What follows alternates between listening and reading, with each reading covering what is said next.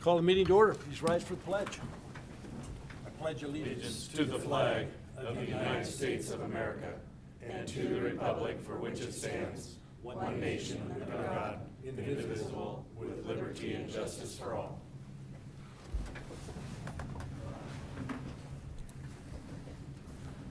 Welcome to the May 17th, 2022 Post Falls City Council meeting. Shannon, please note that all council members are present. We do have a couple of announcements. I guess first and foremost, polls close at 8 o'clock. If you haven't voted, sneak out and vote. City Hall and city business offices will be closed Monday, May 30th in observance of Memorial Day. Police, fire, and rescue services for life-threatening or in-progress emergencies may be reached by calling 911. The police department will be open for walk-in emergencies. For water department emergencies, call 208-773-3517. Evergreen Cemetery will hold its annual Memorial Day ceremony on Monday, May 30th at 10 a.m. The City of Post Falls and American Legion Post 143 will pay tribute to our fallen heroes with prayer, speeches, honor and color guards, and the placement of individual flags upon each veteran's gravesite. And it's with sadness that I announce the passing of Jackie McAvoy. Jackie was a pillar of the community and spent much of her time giving back to Post Falls. To list all her accomplishments and dedicated work would be impossible, so here's just a small list of what she has done for the City of Post Falls. Jackie served on the Post Falls City Council and Parks and Recreation Commission, which led her to represent Idaho on the Citizens Branch of the Idaho National Recreation and Parks Association. Jackie was also a member of the Post Falls Senior Center Board and a Post Falls Community Volunteer. She was also named the Post Falls Chamber's Volunteer of the Year in 2003 and Citizen of the Year in 2009. She was a remarkable woman and will be dearly missed, and services have not been scheduled at this time. I had the pleasure of serving several years with Jackie, and she was a true professional and a very sweet lady. Mr. Mayor, not to interrupt, but the time for the American Legion has been changed to noon. We just found out earlier today. So what I said before has been changed. So now it is May 30th at noon at Evergreen Cemetery. Thank you very much. That's correct. Great, thank you. We do have one proclamation, National Public Works Week.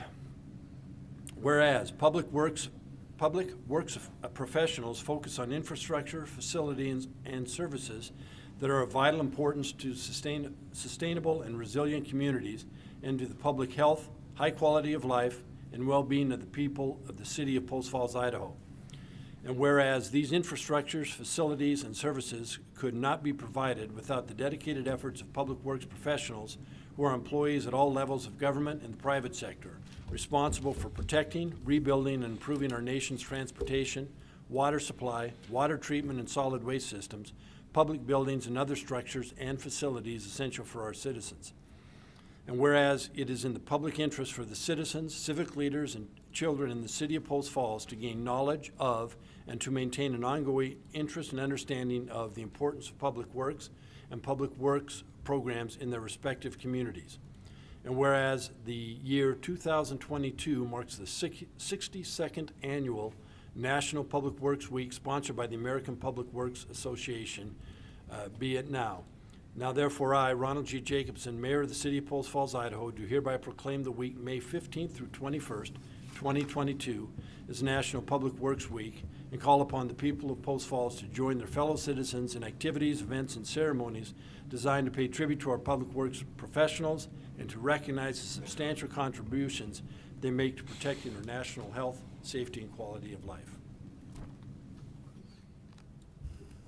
John, please be sure and express our appreciation to the whole staff. Are there any amendments to the agenda tonight? There are none tonight, sir. Are there any declarations of conflict, ex-parte communications? I have one question on the consent calendar. Okay. As I was not present at the meeting minutes that will be voted on. So your question is, do you vote? Do I need, yeah. You could abstain from the consent calendar vote. I don't need to abstain from the whole thing, You but don't need can to. I just duly note that I will not be? Yeah. That I'll be abstaining from that Sure. item. Yeah. Thank you. Would you like to present the consent calendar, please? Item A is minutes from the May 3rd, 2022 City Council meeting. Item B is payables April 26th through May 9th, 2022. Item C is the March cash and investments report. Item D is agreement with Avista for installation of public safety signs. Item E is fixed asset disposals. And item F, second addendum to the Cecil Road Memorandum of Understanding with the Post Falls Urban Renewal Agency. And item 9 is preliminary engineering services agreement, BNSF Railways, Chase Road, BNSF Railroad Crossing Project A19995, KN19955. I do have one question on item E, fixed asset disposals. When we go through the list, the city does a very good job in making sure we get a good long life out of all of our vehicles. But I see in there a 2015, I think it was an F-250 pickup with 41,000 miles on it. And I'm just curious, that just seemed very much out of the ordinary. So I don't know if that's something we need Ross to check into, or if someone else, you want Ross to check into that? I don't know off the top of my head, but I'll get back to you. Could you please, it was on page 47 of the agenda, and it was I think again, a 2015 Ford F-250 with 41,000 miles, which, I mean, maybe there's other reasons for getting rid of it. Any other questions on the consent calendar? So do we need to pull that vehicle out of the consent calendar? What would you recommend, Field? Yeah, I would pull that. I think we can pull that particular fixed asset disposal off the consent calendar, and we can bring that back at a later date with an explanation. I'm sure there's an explanation, but I'd like to know what it is. I would move to approve the consent calendar with the exception that the 2015 F-250 included in item E be removed for a future consent calendar. Second. Motion second, further discussion. Roll call, please. Ziegler, Aye. Thorson, Aye. Shove, Aye. Malloy, Aye. Walker, Aye. Borders. Aye. Passes, thank you. I neglected to mention earlier, but there are 3 public hearings tonight, so if anyone wishes to testify during the public hearings, there are forms on the podium on the back. Please fill them out and bring them up to Shannon, and we'll let you speak. The first public hearing tonight is the fiscal year 2022 budget amendment number 2. I'll open the public hearing.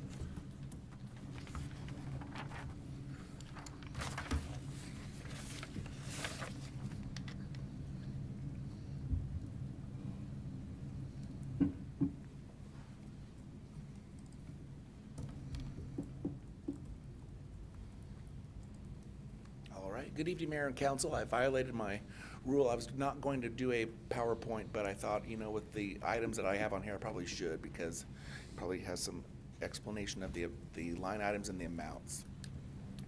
What I'm asking for is we're going to be doing these projects, and so I need to add them into the budget. So what we're going to be using is carryover funds, except for 2 of the items.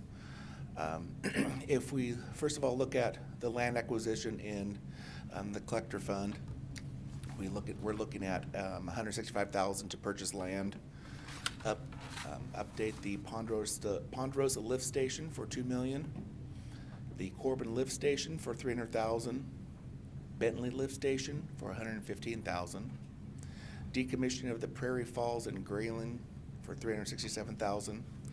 And 2 items that will be reimbursed by Urban Renewal. I didn't note it on here, but the 12th Avenue lift station for $4,000. That cost will be reimbursed by Urban Renewal. And the Highway 41 gravity sewer will be reimbursed by Urban Renewal as well. So we look at we're constructing the asset in Fund 652, which is the collector. But on some of the projects, we'll be using the rates that we collect from wastewater, and so that's in a different fund, so I need to budget the transfer of that as well. So total enterprise will be $5.5 million and $100,000 on that, but I need to, since it's an expense, I do have to budget that as well. So that's just a transfer from the operating to the actually where the fund is being constructed. The other portion of it is I'm wanting to request the council approval for converting a part-time employee, which is a half-time FTE, to a full-time employee. And that position is the building and electrical inspector that we currently have on staff. There are ample funds in the permit fees to fund this position that we currently have, and the work is needed from part-time to full-time. So I'm asking we can do that during this fiscal year. And that cost so far for the remainder of the year will be $20,903. Any questions, comments? Questions for Jason? I do. Okay. Gary? Can you explain why it costs $367,000 to decommission? That would be a John Huh? question.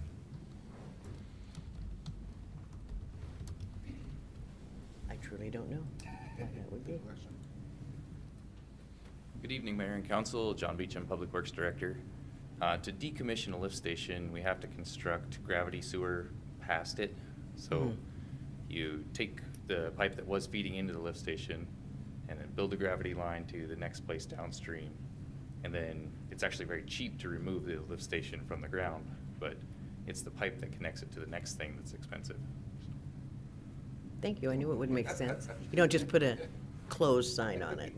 Call it good. Any other questions?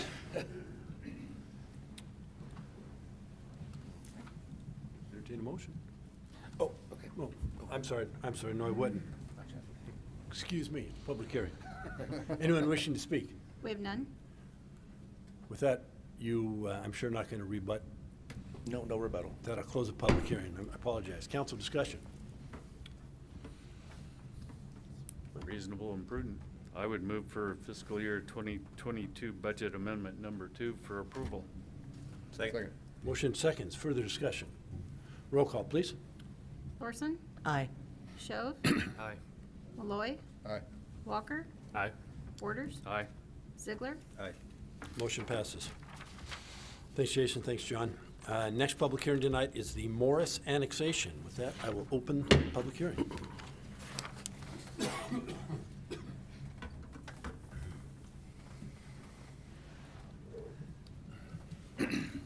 Good evening, Mayor Jacobson, Council President Thorson, and members of the City Council. John Manley, Planning Manager, here to introduce the staff report pertaining to the Morris annexation, file number ANNX 13, 2021. The applicant is Gordon Dobler of Dobler Engineering, representing Harlan Douglas. The request is for you to approve a 12-acre annexation request with CCS zoning being applied to it. The CCS zoning is the Community Commercial Services Zone.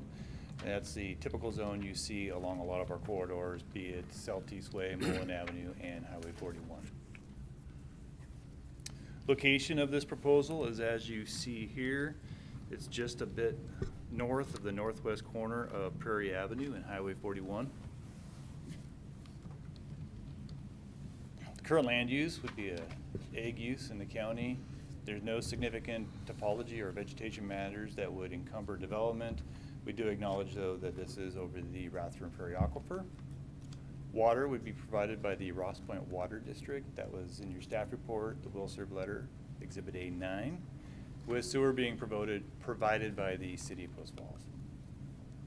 So when you look at the zone change element of the annexations, we have these review criterias. You can also dovetail into the annexation, whether you'd want to be interested in the annexation based off a lot of the comp plan policies intertwined in this as well. So the first 3 review criteria for the zone change is we're looking at, is the proposed zoning going to be consistent with the future land use map? Would it be consistent with goals and policies found in that comp plan? Also look at the zoning. Is it considered consistent with the street classifications, traffic patterns, existing development, future land uses, community plans, or other geographical and natural features? So the next slides are kind of speak to these. So looking at the surrounding zoning, you see here, the red is the CCS, Community Commercial Services, and you can see it's adjacent to it just to the west and north. Across Highway 41, you see that band of commercial. So you can see how the applicant is requesting something similar to what it's adjacent to. And just off that a bit, you see other spots of different types of zones. You got the community commercial mixed down in Tullamore. You got the yellow, which is the R1 single family residential. We also have a technology mixed, which is that striped. So now looking at the future land use, you'd be looking at the business commercial. That's the pink. And then you have the commercial there in the red. The proposed CCS would be consistent with that future land use. Looking at that business commercial, you see here the purpose would be to provide a wide variety of general service, retail, professional office, light industrial, artisan manufacturing, and mixed uses that serve the regional residents as well as the traveling public. Looking at the corridors of Prairie Avenue and Highway 41, that would definitely serve the regional residents as well as the traveling public. If you look through most of our commercial corridors, you see that mix that ends up being developed throughout the CCS zone. As you see highlighted there in bold, this is the implementing zoning districts for that business commercial, and you can see the CCS there.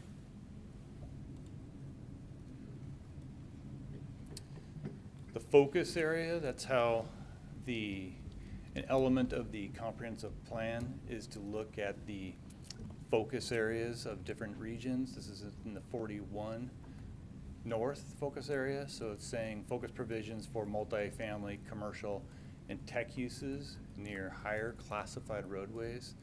And this would be the case for Highway 41 and the proximity to Prairie Avenue. Development should provide pedestrian connectivity to all multi-use paths, trails, including the Prairie Trail.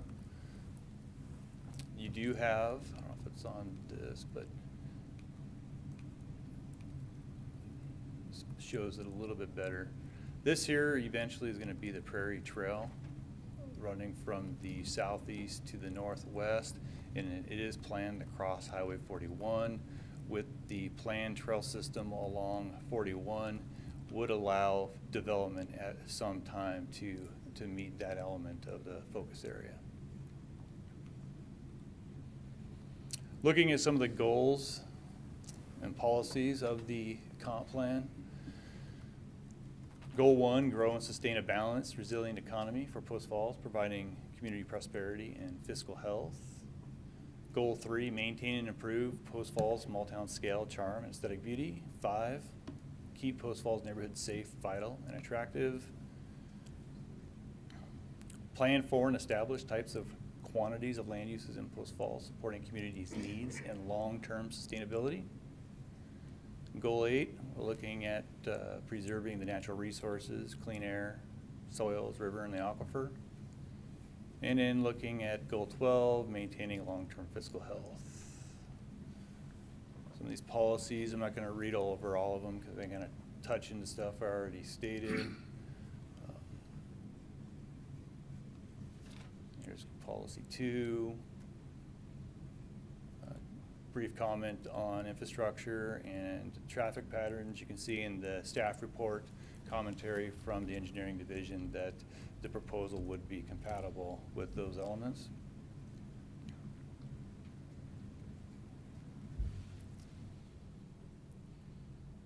Look at policy 3 in the comp plan. Look at development patterns to provide suitably scaled daily needs services within walking distance to residential areas.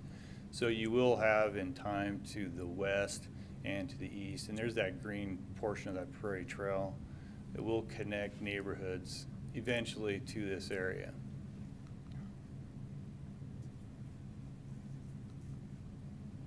So that covers the first 3 review criteria for a zone change. We're looking now at the last set of the review criteria. Criteria 4 in particular, looking at commercial and high-density residential is typically assigned along streets of a higher road classification. I believe I already mentioned that with Highway 41 and Prairie. Next one deals with limited or neighborhood commercial and lower density. Proceeding further away from urban concentrated areas. Looking at this really wouldn't be a low-dense area typically because of the intersection of Highway 41 and Prairie. The last one deals with industrial zoning, and it's really not applicable as they're not asking for that. Here's who the agencies that were routed. We received comments from Kootenai County Fire and Rescue. They maintain their typical comment that they'll stay in partnership with the city and they can mitigate any of their concerns generally through site plan or subdivision stages of development. Post Falls Police Department, they were neutral. Post Falls Highway District had no comment, and DEQ had no environmental impacts or concerns at this point in time.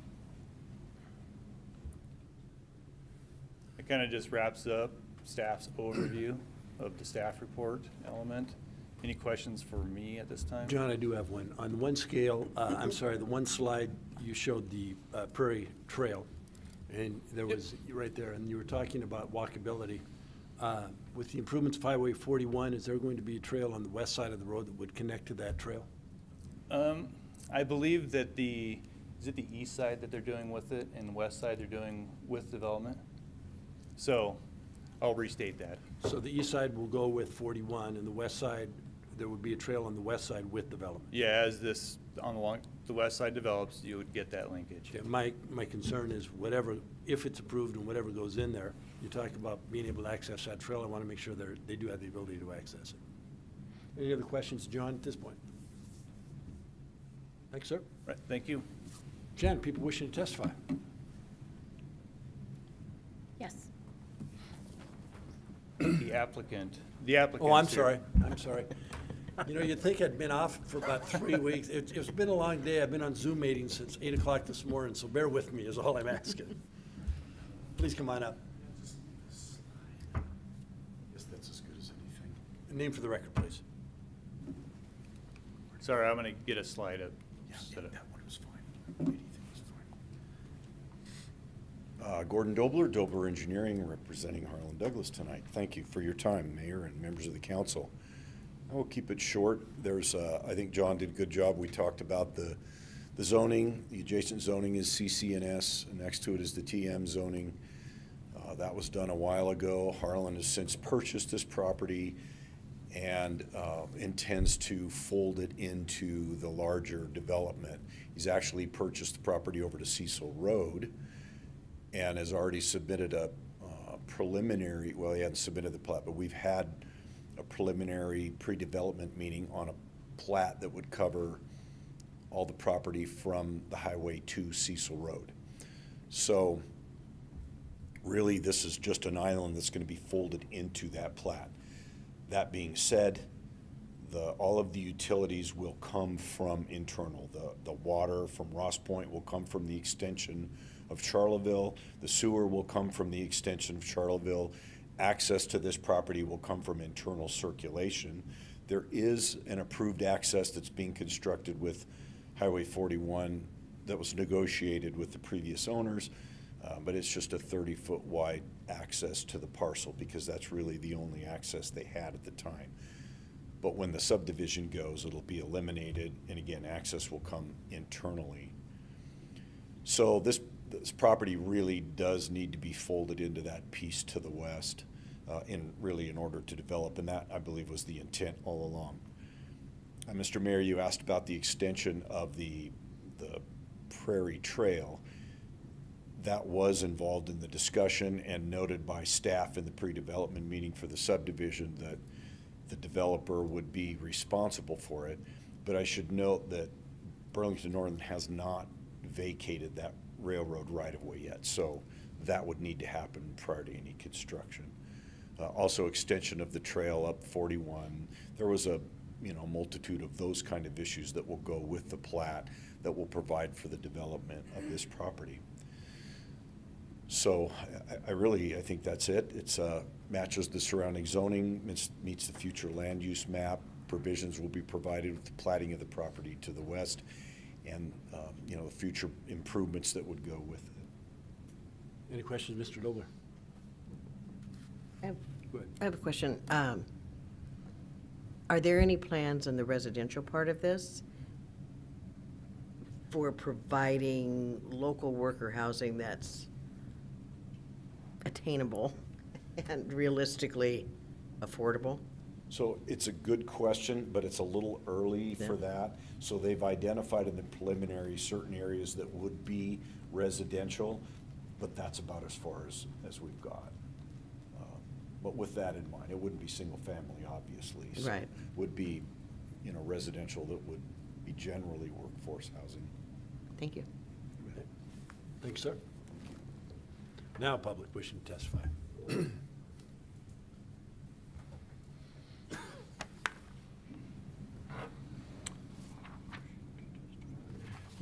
First up, wishing to testify in opposition, Samantha Stigliter? Did I butcher it? I did. And name for the record, please. Yes, Samantha Stigliter, 3338 North Knob Creek. Oh, I don't have to do my address here, huh? Sorry. Council, Mayor, thank you for allowing me to speak. I'm so sorry that I missed this when it went through P&Z, but I'm not in opposition of the annexation. I think it makes sense. The rest of it's annexed in. And I understand that it matches the CCS zoning that's kind of surrounding it because perhaps CCM wasn't available at the time. But I would like to advocate perhaps for CCM. While I was reading through the planning and zoning long agenda and what was testified there and what was submitted there, seems like the biggest concern from the citizens and what we hear at every single public hearing is we don't want more high density housing, like any of it. And what I think has been happening along 41 is that the CCS gets approved, and then because it is a higher classification roadway, they're able to submit for the special use permit. And then for some reason, there's no way to advocate that maybe the residents of Post Falls don't want that. So then the special use permit is approved, and then we have more high density housing. So what I am in opposition of is the CCS that would allow that special use permit as a possibility and would advocate for the CCM so that at the time of development, it could be put in the agreement that there would be no residential or no high density housing put in that 12-ish acres, I think is what it is. I understand that there's a lot of CCS surrounding it, so they could potentially put it there, but I would just advocate that maybe we start doing this more as a sign that we're listening to the residents because we don't want more high density housing. So I think that's all that I have. Thank you, ma'am. Appreciate it. Also wishing to testify and in opposition, Howard Burns.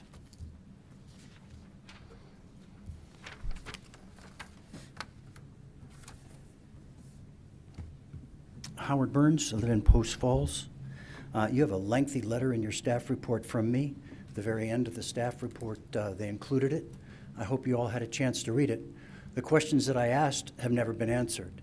Who is the applicant? The applicant says it's Harlan Davis, and yet a little farther down it says it's GVD Properties.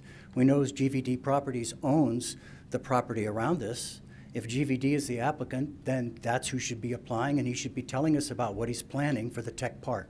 We should see those plans. You should not annex this property in without seeing something about what they're trying to do. It shouldn't be given CCS. It is just say, no, show us how you're going to merge it into your tech park, into the urban renewal zone that we've all given tax status for. So there's no answer to my questions. I wish there had been. There's no discussion in the staff report on the tech park, which was in my letter. I showed you pictures of it. Why is it not discussed? Especially now we hear from the applicant for the first time. I was here at Planning and Zoning. I did not hear it being merged in. What is the tech park mix that is a zoning of some time? That zoning wasn't discussed. There was an error where it was put in CCM instead of CCS, but the tech mix was not discussed. So if it's going to be merged in, why wasn't that considered as a discussion point? Well, could it be the tech mix? Maybe that's a better mix than CCS. The goal is to have a mix of commercial, tech, and residential. Well, there's nothing here now. There's zero. We're not doing something that's compatible with anything. It's working in a vacuum. Let's talk about what's real. CCS allows apartments. We don't need any more apartments, high density. Wait on this. No. Wait.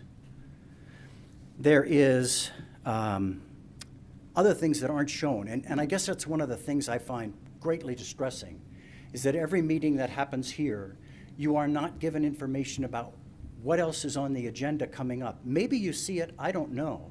I know you all have other jobs and other things you have to do. I appreciate the fact you're all volunteers.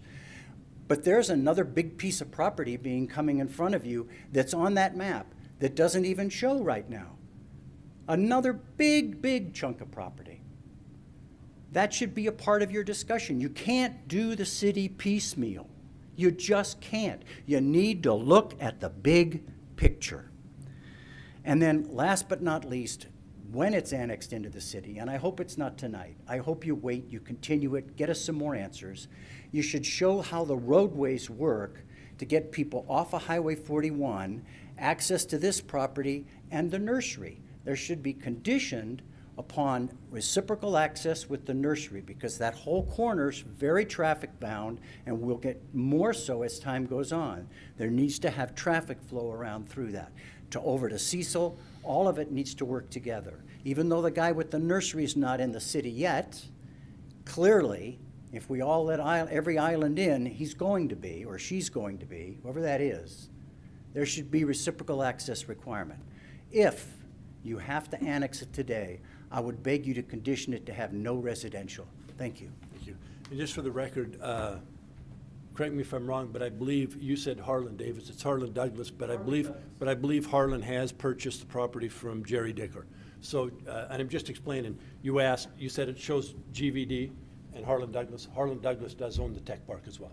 Okay, well, he's purchased the tech park. Yes. So in the application where it has Harlan Douglas, and then below that it says GVD Properties as an applicant, Harlan is now Douglas. taking the place of Yeah, GVD. yeah. Yeah.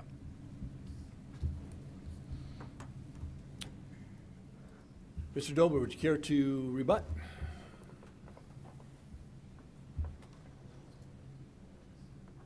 Thank you, Mr. Mayor, members of the council. Just clarification, you clarified the ownership issue, that it is Harlan Douglas, he is the applicant. And again, the planning of the road connections and all that will take place with the development of the property to the west. It'll be orderly, staff controls the conditions on what roads will connect and access. So I believe that that would satisfy the orderly portion of this and address some of the questions. Okay, thank you. Oh, I'm sorry. Well, that's okay. I can close the public hearing and then we can call on, is that correct, Field? We can have Bob make a comment? I would leave the public hearing open for questions for staff and then close the public hearing for deliberation. So I'll reopen the public hearing. Staff, we have a comment coming forth here. Bob Seal, Community Development Director. Yeah, I just kind of wanted to make the comment that in terms of the CCS versus like the text mix zone, the text mix zone requires certain acreage associated with it. It can't just be its own standalone 12-acre parcel. Tying it in with that CCS obviously makes sense. In terms of multifamily, it already requires a special permit, which is a public hearing that would have to come before Planning and Zoning Commission if any multifamily were ever to be proposed for this site. Again, CCS zone was established to provide that potential opportunity because occasionally you do find locations along those corridors that it makes sense for, a multifamily type of product. But again, that's a whole other public hearing that is acknowledged and sent out for public review. So just wanted to note that. Thank you. Question here. So CCM, that does prohibit residential, correct? CCM allows for residential. It just goes through at the development agreement phase. And it allows for up to 50% of land area to be requested for residential. So it's the same type of process in a way. It does have it gets basically covered in the earlier phases with the zoning, and the CCS allows for a little bit more flexibility going down the road later on in terms of just it's less flexibility actually. There's more restrictions within the CCS in certain ways, but CCM is what we have throughout a lot of different areas in town, whatever that has been requested throughout the area. But under the CCS, it's just another public hearing later on. So, help me understand the difference. CCM would allow for My memory must be shot because I didn't think it was as high as 50%. CCS and CCM both 25. allow for, thank you. Is it 25%? So the big difference between them is, so you could, with a CCS, ask for a special use permit for up to 100% of the land to be all multifamily. The CCM, you can go up to 50%. The key word is up to 50%. And it's in a development agreement that gets recorded with the land. That allows a discussion to be had from staff and the applicant and the council and the applicant. You can bind that property to any level of percentage from 0 to 50 as you guys would deem necessary. That being said, 0 may not be attractive to potential applicants, so an applicant may not sign the development agreement and go down that. And so it comes down to more of a document of like an agreement, a negotiation, to where the applicant wants to get the development rights they want through its CCM. But once again, the big difference is the CCS, if it's the CC, they can get up to 100%. And so that's that negotiation that ends up occurring, is what's that sweet spot between 0 and 50% that is workable. Outside of that, most of the uses that are allowed commercial-wise or office-wise in a CCS is very akin to the CCM. It's just there's a little bit more control at council level and a little bit more tweaking that can get recorded against a property with the CCM. So I guess the next question is probably for the applicant. With 0 residential on this plot, would there be any objection to that?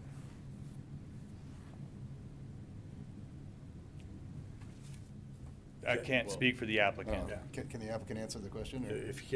Yeah, the applicant can come up and answer the question.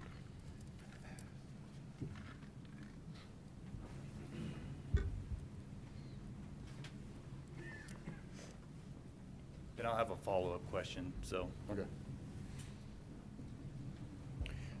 That's a good question. I think it's early enough in the game where we haven't really planned all the land uses, as I said earlier, and to restrict it, I think we'd be a little hesitant, seeing that, we have a large amount of CCS and tech.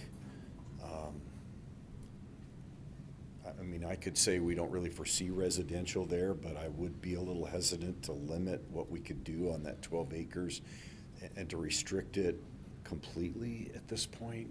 I mean, we haven't discussed it. It would be tough to do it at this point. Thank you. John, question for you. So either CCM or CCS, if it were to be annexed tonight with a specified zone, and it's CCM, we do not restrict, or do we restrict density or the number of acres at this point, or would that come back to us in a development agreement or under CCM or special use permit under CCS? So I'm not 100% sure we can go do either or tonight. Yeah, so generally, if you want to do something less intense, you can do that. However, our mixed-use zones, CCM, the other mixed-use zone, are governed by that development agreement, and so that is a negotiated document. So where you could, generally you could say, well, we're not going to bring it in as CCS, we're going to do R3 or something like that, where it's a less intense use. That would generally be okay. However, when you're going from a CCS to a CCM, because of that development agreement, it's something that we would negotiate and have to bring back. So the annexation would have to be brought back, or would just a development agreement be brought back? You could vote on the annexation, and I was going to get to this later, but the annexation is sort of a separate legislative action. You can vote to bring it in to the city and then work on the initial zoning at a later date. How do you annex something in without a zone? You can bring it into the city. You can make the decision on the parcel. The process still has to go through the ordinance adoption for the annexation. So we would just hold off on adopting that ordinance and assigning the zone until we've come to that.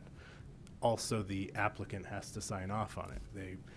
You could you know, if you say, we're gonna annex this in, but we're gonna annex it in at R3, the applicant could say, nope, and I'll walk away and pull it from that point. But you can certainly vote to move forward. Whether or not that actually moves forward or not, it's another question.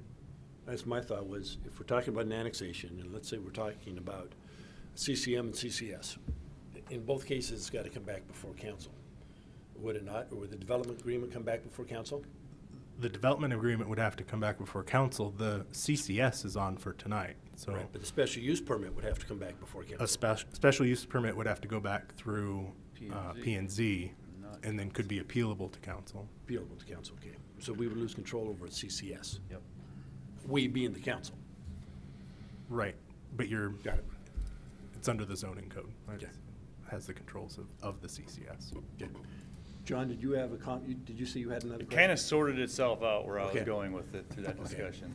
So what you're saying, though, is that if we want to annex this in tonight, then we can't stipulate that it's the CCM versus CCS, because it's a roughly equivalent density?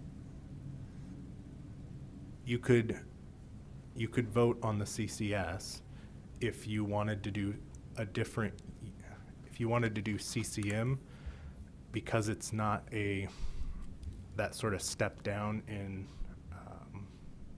less intense use, and because the CCM is governed by that development agreement, that would have to be negotiated and brought back. Okay.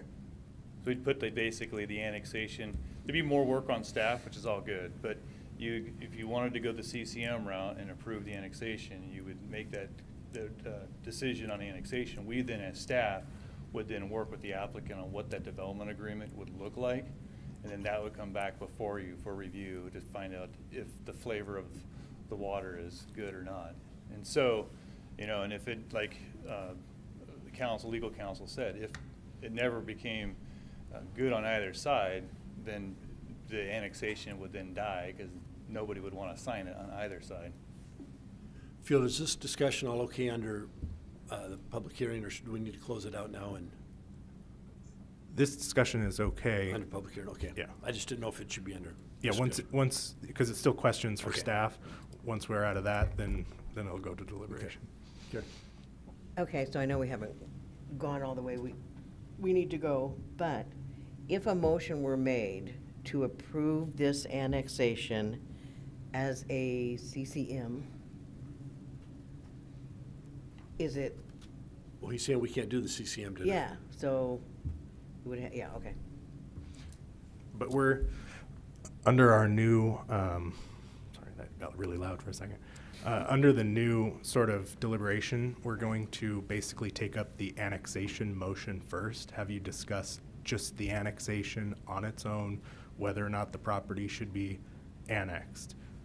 And then based on that decision, then we move into the zoning criteria and what should the zoning be. So you could make the motion and vote on the annexation and then bring back the CCM or move forward with the CCS. Okay. So to summarize, CCS, if we were to agree to that tonight, any development agreement would be under the scrutiny of the planning and zoning without coming to us. And CCM, if we went that route, we would have another opportunity to weigh in on that. Is that correct? Well, the CCS doesn't have a development agreement, so. It's a special use permit. It's a special use Planning and permit. zoning. Yeah. But yeah, if it was approved as a CCS, then if for some reason the applicant wanted to do any portion of that property as multifamily, they would then propose that before the Planning and Zoning Commission and appealable to the U.S. City Council, as Phil said. The development agreement, if the CCM, that then dovetails into a development agreement, then would have to be created and formulated and then brought to you as City Council to review that proportionate share of multifamily being proposed. Okay. Yeah.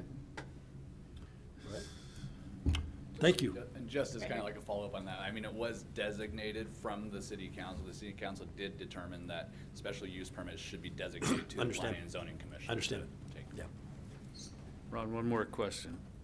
The maps that we received shows that as business commercial, where to the west of this property now shows on that map CCS. Yeah, that's a big a lot of people get the future land use map and zoning kind of confused. This is zoning, and that's a future land use designation. So the designation allows a multitude. So that's business commercial. That allows a multitude of zones to be asked from any applicant versus this is zoning. So that's why people come and ask for zoning, because that's where they get their vested rights. And that's when they would generally, once you annex and get a zone, that's when they generally formulate their design plans, because they know what their entitlements are. And that's why a lot of times with annexations and zoning, you don't see a lot of the pictures of what the intent is, because they don't necessarily know until they get their entitlements through zoning. So you're saying that to the west of these two parcels, that is now CCS, correct? This is tech mix. I understand that part. I'm talking right next to these two, to the west. Yep. Right there. Those two are currently CCS. Okay. The future land use map is the future land use map in the comp plan Okay. as the guiding document. Got it. Okay. Okay. Close the public hearing. Council, we're going to go through this. We have the new process, don't we? Yeah.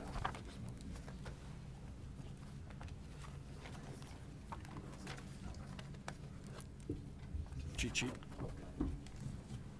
Need all the help I can get. Thank you.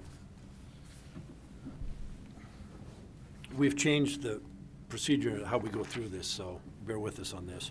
So the first topic tonight. So number one, we take up the annexation on and its own, just whether or not the property should be annexed into the city. The legislative decision to annex a property, should this property come into the city? And the review and approval criteria is it consistent with the future land use map? And we'll get to that second. So first is just the annexation requirement. Okay, so they're going to talk about it. Did we discuss this? You discuss it. Okay. Yeah. Does the city desire to annex this property? Depends on what's going to go there. Well, I think generally, yes. Yeah. It's part of that R41 corridor that I think makes sense to annex into the city. Part of an city island service. right now. And the island, yeah. So in that regard, simply on annexation, I would say yes. Kind of a no-brainer on whether it belongs in the city or not at some point. Yeah. I'm good with that. We have consensus. Search for a motion. So we make a motion on each of these? Just on the On annexation. On the annexation, and then I would move to annex the property in question into the city of Post Falls. Second. Motion second. Further discussion. Roll call, please. Shelf, Aye. Malloy, Aye. Walker, Aye. Borders, Aye. Ziegler, Aye. Thorson, Aye. Motion passes. Thank you. all right. So now we'll discuss the zoning criteria, And there are the 6 criteria. and there are 6 criteria, So we go through them one by one. and we go through them one by one. Okay, so the first one obviously is consistent with the future land use map, with the future land use map, and then in just reading the sheet here, in accordance with the comprehensive plans. Would you solicit comment on that? I would say yes. Yes, it seems to be in accordance with the comprehensive plan. Yep. Okay. Yep. And the map. I feel like we get backed a little bit into a corner because we don't have to annex anything. Right. So by separating it out and say, yeah, it makes sense to annex it into the city because there's a county pocket there and it's surrounded by city on all sides, and great, we annex it without a zone. And now we're going to get painted into a corner based on comprehensive maps and everything else that we have to allow the proposed zoning. Is kind of what I feel like is going on here. If we don't want to annex the property, then the analysis would just stop. The decision to annex can be guided by anything. So the council's decision in consensus was that, yeah, this property should be annexed into the city. But now if you can't come up with the zoning, then they're probably not going to move forward with it anyway. Right, I guess my point is though, is that with the future land use maps and everything else, what's gonna end up happening is we're gonna go through these criteria, and we're essentially gonna have no choice but to say, yeah, CCS is great because it meets these criteria, and we've already decided to annex it. Well, there's 6 different criteria, and they address a lot of different things. So I would just say that there are always pros and cons to all of this. There are some criteria that are easier than others. Future land use map might have a more definitive answer, but there are plenty of opportunities to discuss any other concerns as we go through the criteria. Okay, we can let it play out. I'm just afraid of it's like. That's the first time. Do I want a new car? Yes, okay. It does a 1961 Yugo with 8 million miles on it meet the criteria of a car? Well, yeah, technically it does, but I don't want that. So. And we have to base our decisions on these criteria anyway. These are the criteria that have always been discussed at every annexation and zone change.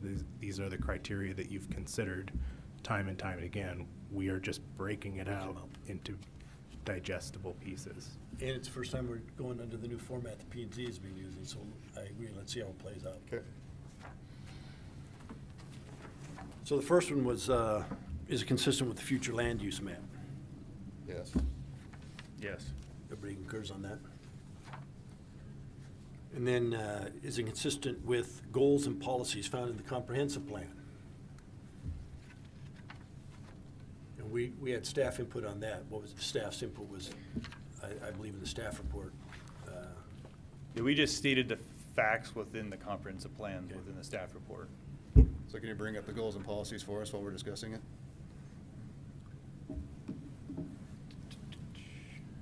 You okay with that, Field, if I bring up the PowerPoint and bring up the goals and policies again? Yeah, I think so. Or yes. Oh, sorry.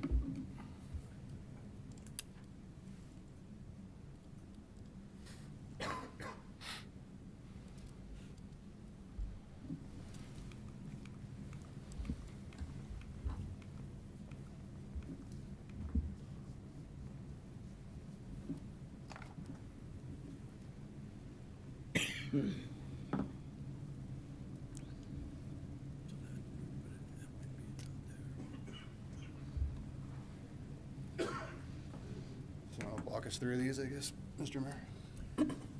Goal number one, grow and sustain a balanced, resilient economy for Post Falls, providing community prosperity and fiscal health. So, I hate to sound like such a stickler, but none of us has a crystal ball, so how do we know if this annexation and zone change is going to achieve that goal?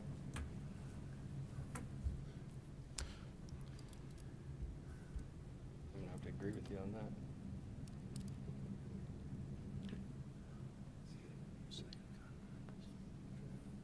Yeah, I guess if you're not growing, the issue goes away, right? If you're not dealing with the grow, if you're not going to grow it, the grow and sustain a balance goes out the door. And then you've got goal number 3, maintain and improve Post Falls small town scale, charm, and aesthetic beauty. If this is a zoning question, does it? It's hard to know when we don't know What's gonna what's go gonna there? be there. I have a really hard time thinking that it's going to improve the charm and aesthetic beauty if we're talking about a four-story apartment building. Yep. That's a different conversation than thinking of, mixed-use commercial on Highway 41 makes a lot of sense. So, but without knowing, I can't answer that. Next question, we're dealing with, as we look at this, we're looking at considering this CCS zoning that was requested. Right, so the request is for a CCS zone. So I would approach this as if couch your, does the request, what goals and policies do you believe support that request or not support that request? So what you just said is that as far as maintain and improve the small town scale, CCS may not. May not. Or it might. Well, on 3, there's basically nothing new that is added that would improve a small town scale by versus of it being new Bigger. and enlarging the scale. Well, I mean, there are situations where it could. So if there's services there that would be able to serve the residents around the immediate vicinity without them having to drive all the way down to Neighborhood, Walmart or yeah. something like that, then it makes it feel more like its own little small town. So it could be done. But on CCS, if they get a special use permit to jam the whole thing full of 3-story apartments, then no, it wouldn't. So, So for CCS, in this case, you can make the determination that no.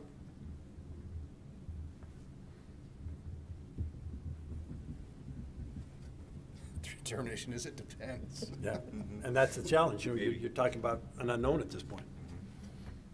And again, if it comes back in with the, if it is CCS, and then, but if they wanted to go with multifamily, they had to go to planning and zoning. So the question is, from what I'm hearing, council says you want to retain control over it. Well, it seems to me that if it is in CCS and it goes to planning and zoning and fits the criteria of CCS, it's likely to be approved yeah. at the planning and zoning level. Yeah. That's the scenario that I hope to avoid. Right, so you'd prefer to have it come back here in that regard, yeah.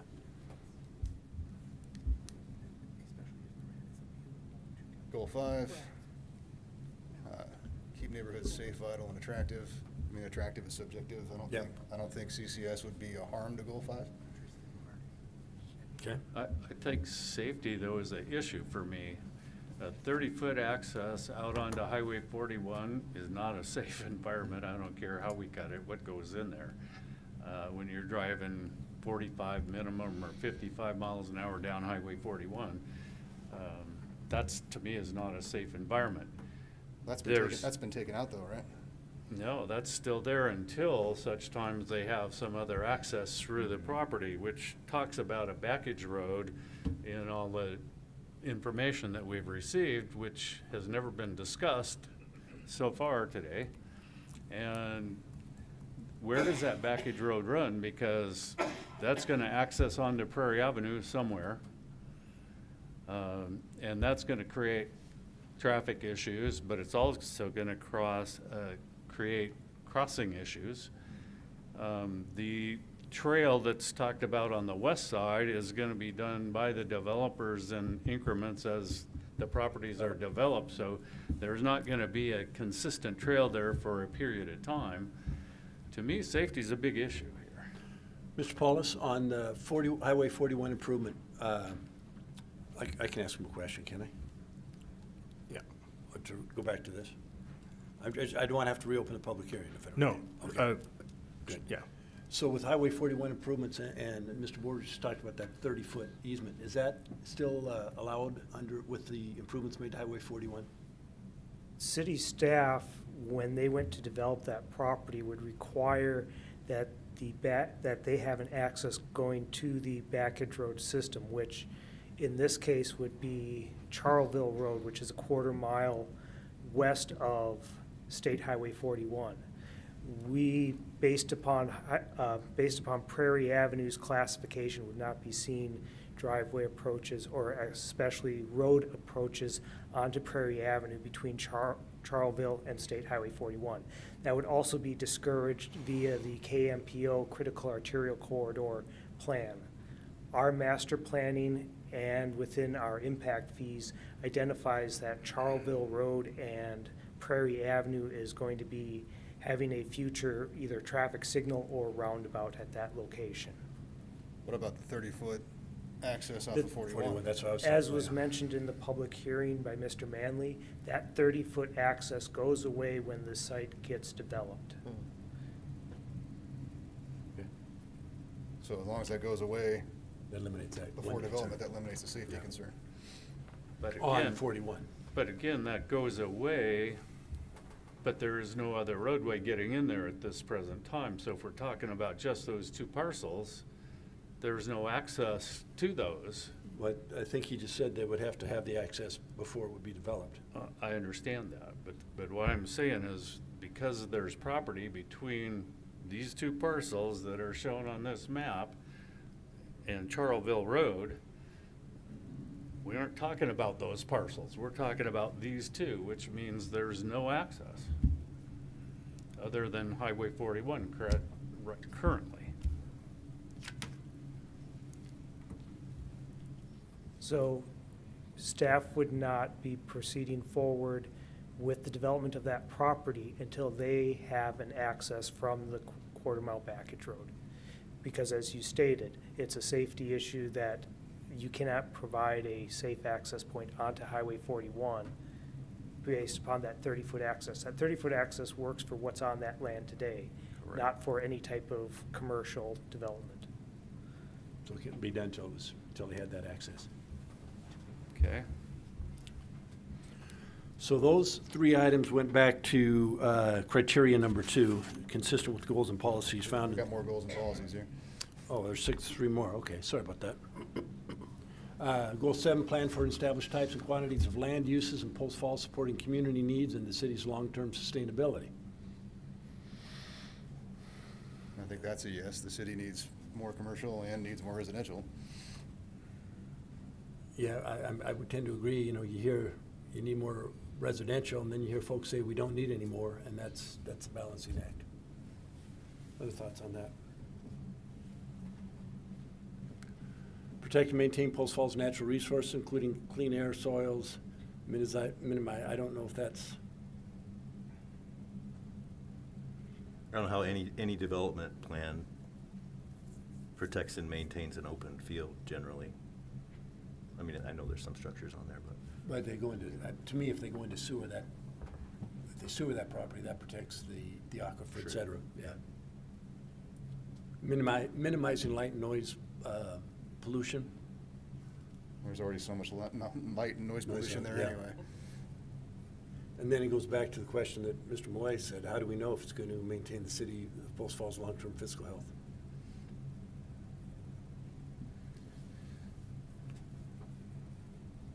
So we're back.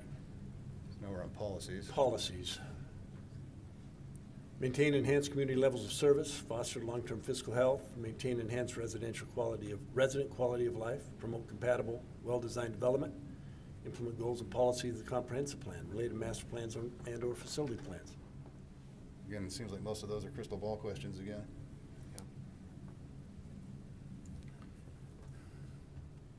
You thought, additional comments on that one? I agree with Malloy. You don't know. I mean, there's so much there that, implement goals and policies of the comprehensive plan or promote a well-designed development. We don't even have any information on that, so we can't. Are there more policies? So the goals, and there are a lot of goals and policies in the comprehensive plan. There are a lot of these outlined in the staff report. Generally, I would, again, try to describe which ones you think may apply and how they apply. If they don't apply, they don't apply. So. I would like to, and I don't know how anybody else feels, table this discussion until we can get some kind of workshop from legal, community development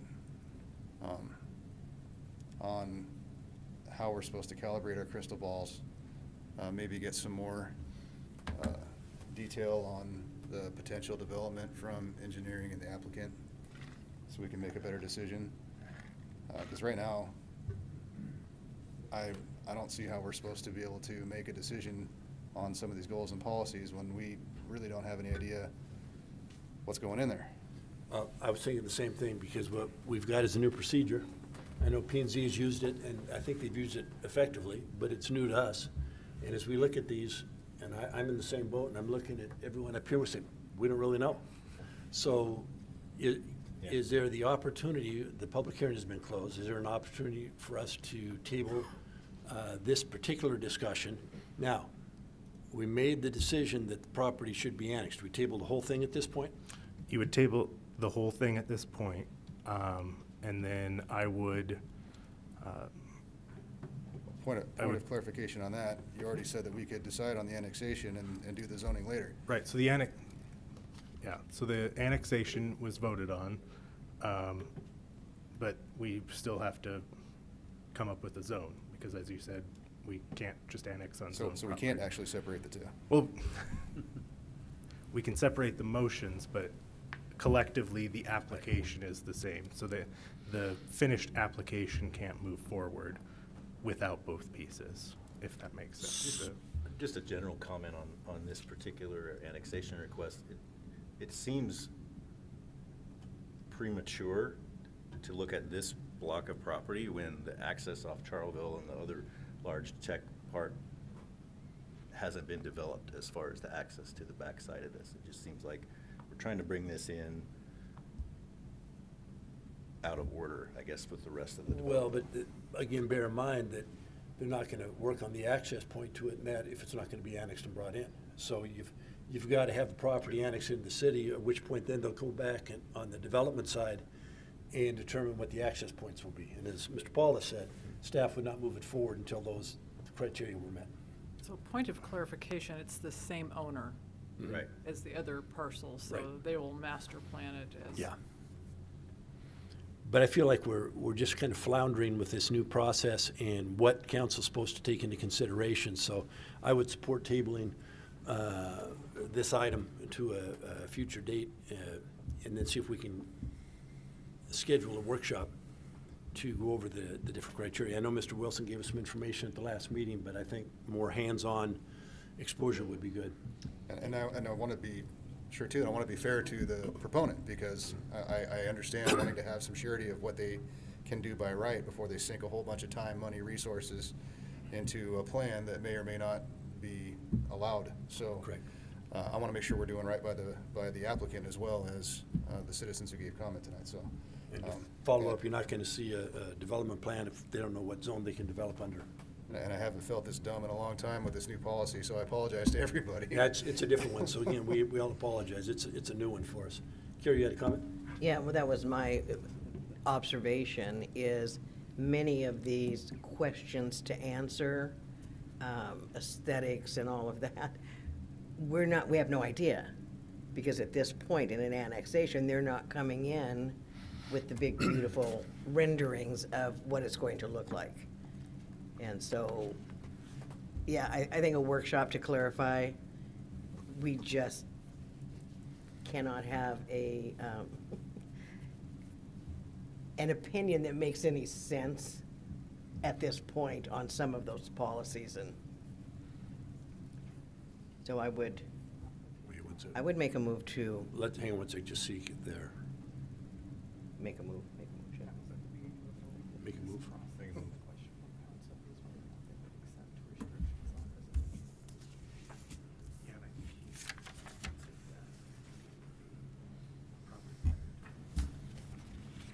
So are we okay to, It's okay to table it, but it's okay for him to come back with that information to staff. Yeah, I think that's, the record remains open. so we're okay to make a motion to table decision? Yeah. Do you want to make it to a date certain? We have to figure out when we can get a workshop in. Or do we just say future, earliest convenience? So we would not, we have no workshops available until the end of August at this point, so it's going to have to be a special workshop okay. outside of our normal workshop time. So instead of a date certain, just as early as possible when staff can coordinate a time that's convenient or available for all council members? Yes. So just at a future.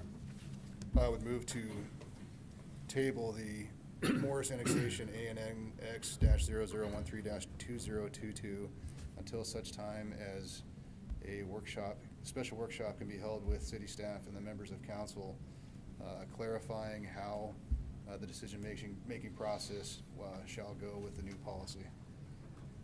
Second. Motion second. Further discussion? Who seconded it? Okay. Roll call, please. Shove? Aye. Malloy? Aye. Walker? Aye.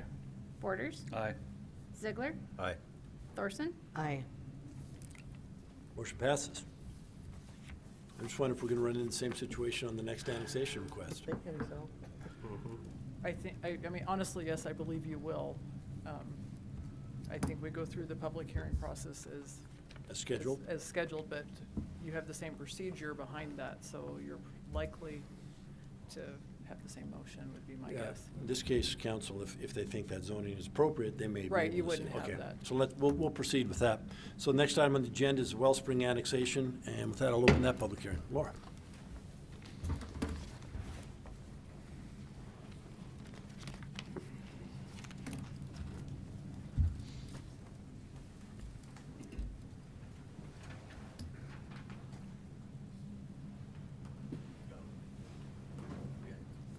Thanks. Would you guys like me to wait for Shelley? No, I think you're right. Okay. All right, good evening, Mayor Jacobson, Council President Thorson, and City Council members. Laura Jones, Associate Planner with the City of Post Falls, introducing the Wellspring annexation. The owner of the property is Fivefold Foundations Ministries Incorporated. The consultant is Bart North with North Engineering. The requested action tonight is approval to request annexation of approximately 9 acres into the City of Post Falls with a zoning designation of medium-density residential R2 and limited commercial LC. The subject property is located on the southeast corner of West Prairie Avenue and Greensferry, indicated in red on the vicinity map. The site is currently vacant and over the Rathdrum Prairie Aquifer. The water provider is Ross Point Water District, and the City of Post Falls will be providing water reclamation services. Looking at the surrounding zoning, to the north are 5-acre single-family residential lots in the unincorporated portion of Kootenai County. To the east is Green Meadows Second Edition R2 subdivision. It is a R2 single-family subdivision. To the south is Green Meadows R1 subdivision, and to the west there are several 5-acre single-family residential lots in Kootenai County, as well as the recently annexed Gondo property on the southwest corner of Greensferry and Prairie, which was annexed in with a CCS zoning. So looking at the zone change review criteria, the first is that amendments to the zoning map should be in accordance with the future land use map. The future land use designation is transitional, and this area is designated to land suitable for growth. And guidance for proposed growth can be located within the focus area. The site's also located within a commercial node, and commercial nodes intend to encourage commercial activities at major transportation nodes to complement the overall community. Nodes consist of a variety of retail, office, and other commercial services to be integrated into the nearby community with the intent to create a focal point of vibrancy, conveniently located near neighborhoods and other commercial services. The site is also located, it's hard to see here, but this little red square here in the 41 North Focus area. And this area is going to develop with land values and will pressure development to attract, it develops land values and they will pressure development to attract a range of residents offering shared amenities, housing variety, and neighborhood scale services. And development should be guided in that multifamily, commercial, and tech uses will be near higher classified roadways. And commercial uses should be along arterial collector streets where traffic volumes exceed 4,000 vehicle trips per day. The second review criteria is looking at the goals and policies found in the comprehensive plan and seeing if they are in accordance with those goals and policies. Goals 5, 6, and 7 may be applicable to this annexation request, and those are to keep Post Falls neighborhoods safe, vital, and attractive, maintain and improve Post Falls transportation network on pace and in concert with the need and plan objectives, and to plan for and establish types and quantities of land uses in Post Falls, supporting community needs and the city's long-term sustainability. Additionally, goals 8, 10, and 14 may be applicable, and those are to protect and maintain Post Falls natural resources, provide and support Post Falls parks and recreational opportunities on pace with growth, and involve the community of Post Falls in local government planning and decision-making. Going into the policies that might be applicable, policy number 1, we will talk about in future slides and have touched on a few of these already. I'm mostly going to focus on policy 2 for this presentation. We've talked about the future land use map already with the transitional designation, the compatibility with the surrounding land uses where there's R1 subdivisions and R2 single-family subdivisions, 5-acre lots in Kootenai County. Upcoming slides will talk about infrastructure and service plans and the future and existing traffic patterns.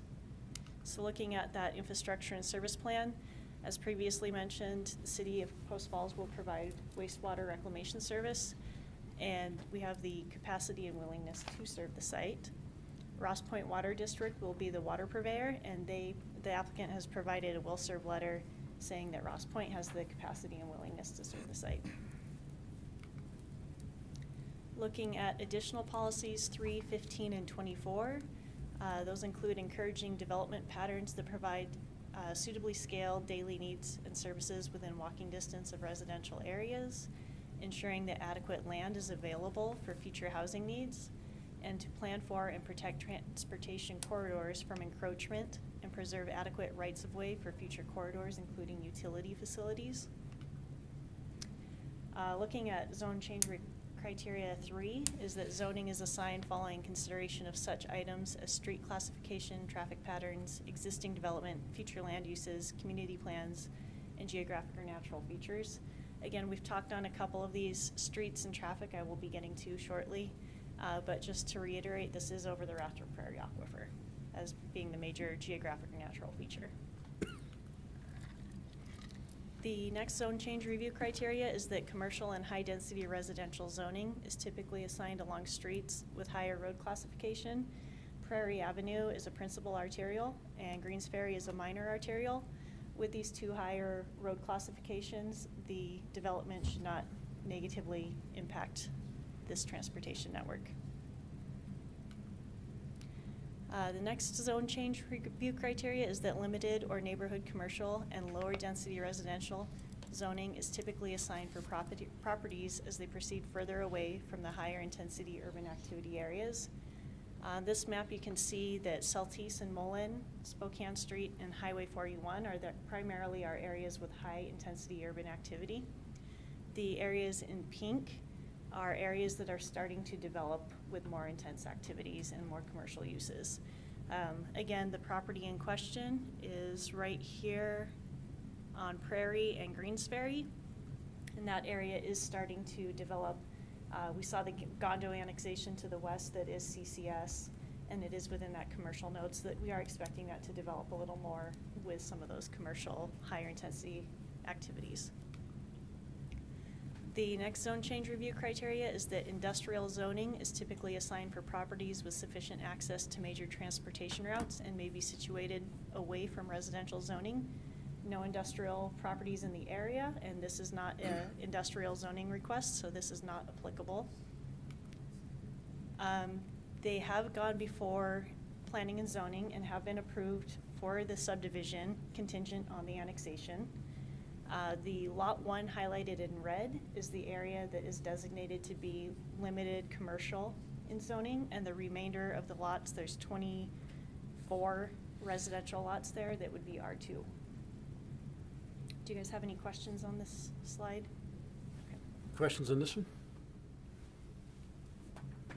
This is the list of agencies that were notified and given a chance to comment on the development. Of those, Kootenai Fire and Rescue stated that they would reserve comments for the permitting process. Post Falls Police were neutral. The Post Falls Highway District would like to see no access onto Prairie, and they would like us to annex all of the right-of-way. So in the development agreement, there's Article 4.1.2, and that states that 55 feet, which is half the roadway width, would be annexed. So we are recommending that that be modified to annex the entire right-of-way in accordance with the request from the Post Falls Highway District. And lastly is the Department of Environmental Quality, and they had no comments at this point in time for the development. And with that, here's again the list of zone change review criteria, and I can take questions. Any questions of Laura? I don't see any. Thank you. Applicant wish to speak? Name for the record, please.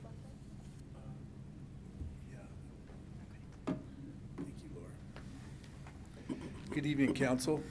My name is Bart North. I'm with North Engineering, and I'm here to represent the applicant this evening. Fivefold Foundation Ministries is headed up by Pastor John DeVries, who's in the audience this evening. I'd like to also thank staff for doing a thorough job of putting together the report, and I think it's well presented. There's a couple items I'd like to touch on, but first, I thought that it might be useful to give a little background to this proposal. This has been a long journey for Pastor John DeVries. He purchased the parcel back in 2006. It was well placed, or well into the county at that time, with the intent of building a church, Wellsprings of Life Christian Fellowship, a fivefold ministry, full gospel church. Pastor John submitted a conditional use permit to Kootenai County and to construct a church in agricultural zone, and the conditional use permit was approved in January 2007. The project began to move forward. In fact, a monument sign, I don't know if maybe somebody noticed it out there, a monument sign was constructed and still exists on the parcel. The housing bubble burst in 2008, halted the project. And from 2008 to present has been a recovery process for the Fivefold Foundation Ministries. In 2020, the Fivefold Foundation Ministries was able to revitalize the project and approach the county to reinitiate their permit process, and discover very quickly that, first of all, the conditional use permit had lapsed, and that in the lapse of time that the city limit had expanded up to the parcel, and that city services were available at the southwest corner. The conclusion with the county was that in order for the project to proceed, the construction of a church facility, the parcel would need to annex into the city, which brings us to this hearing tonight. The cost of annexation, all total, is significant, and for cause. There's a lot of needs in the city, and you guys are growing. But in order to generate the income for those costs, the applicant is proposing, as you see here, I think it would be a 23-lot single-family detached subdivision with the limited commercial parcel that you see there on the corner. The intent is to construct the church facility somewhere on that 3-acre parcel. But wanted to be transparent tonight in saying that in asking for CCS, or excuse me, LC zoning on that parcel, that all allowable uses for that zone would be applicable in the future. And I guess with that background stated, we would propose that the proposal is consistent with the comprehensive plan, including the future land use map. The zoning is consistent with the comprehensive plan and also the adjacent land uses. I guess that with that, maybe I should touch very quickly on the extent of infrastructure that this parcel will require. It is a double frontage parcel, so that the required street improvements, you're kind of double hit on this one.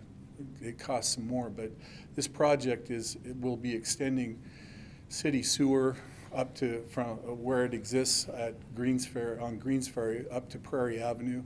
Ross Point Water District is requesting a 12-inch water main loop all the way over on the down Greensferry and across on Prairie. This project will be constructing pedestrian access along both frontages as well. So there's a considerable amount of investment on behalf of the developer in support and benefit to the community if this project is allowed to move forward. So with that, I would yield any of my time to answer any questions. Mr. North, quick question for you. You've talked, there says 24 medium-density residential R2, and I think you said 23 single-family. Yeah, I believe, and I believe I read that it was 24. Okay, but it's, yep. R2 can allow up to, I'm not even sure what it is, but a higher density, but my understanding is that the proposal is for. I do see 24 lots here, but really the question before the council at the moment is whether or not to annex the property or the parcel. Whether it's, I see on the map here that it shows 24 lots, but I'm almost positive that we're still jostling around the lots, and I think we had ended up with 23 single family and with one commercial for a total of 24 lots, but the number of, oh, go ahead. I was going to say, I think that admittedly that's a mistake on my part that I saw 24 lots total. So 23 medium density residential, 24 in total. And so my question, Laura, while you're there is, you're talking medium density, but again, I think in the presentation, and Mr. North said they're talking single family. Well, for zoning, it's R2. R2 no longer allows for multifamily, so it would allow for single family, duplex, or twin home. Okay. If you may be able to see on the map there that there's 4 lots that have been designated for duplex. Okay. The other 19 lots would be single family detached. Okay. So we're bringing this to you tonight with a vision and a plan moving forward. So maybe that'll help you as you're going through your goals and policies. As I'm stepping away from the podium, I would point out that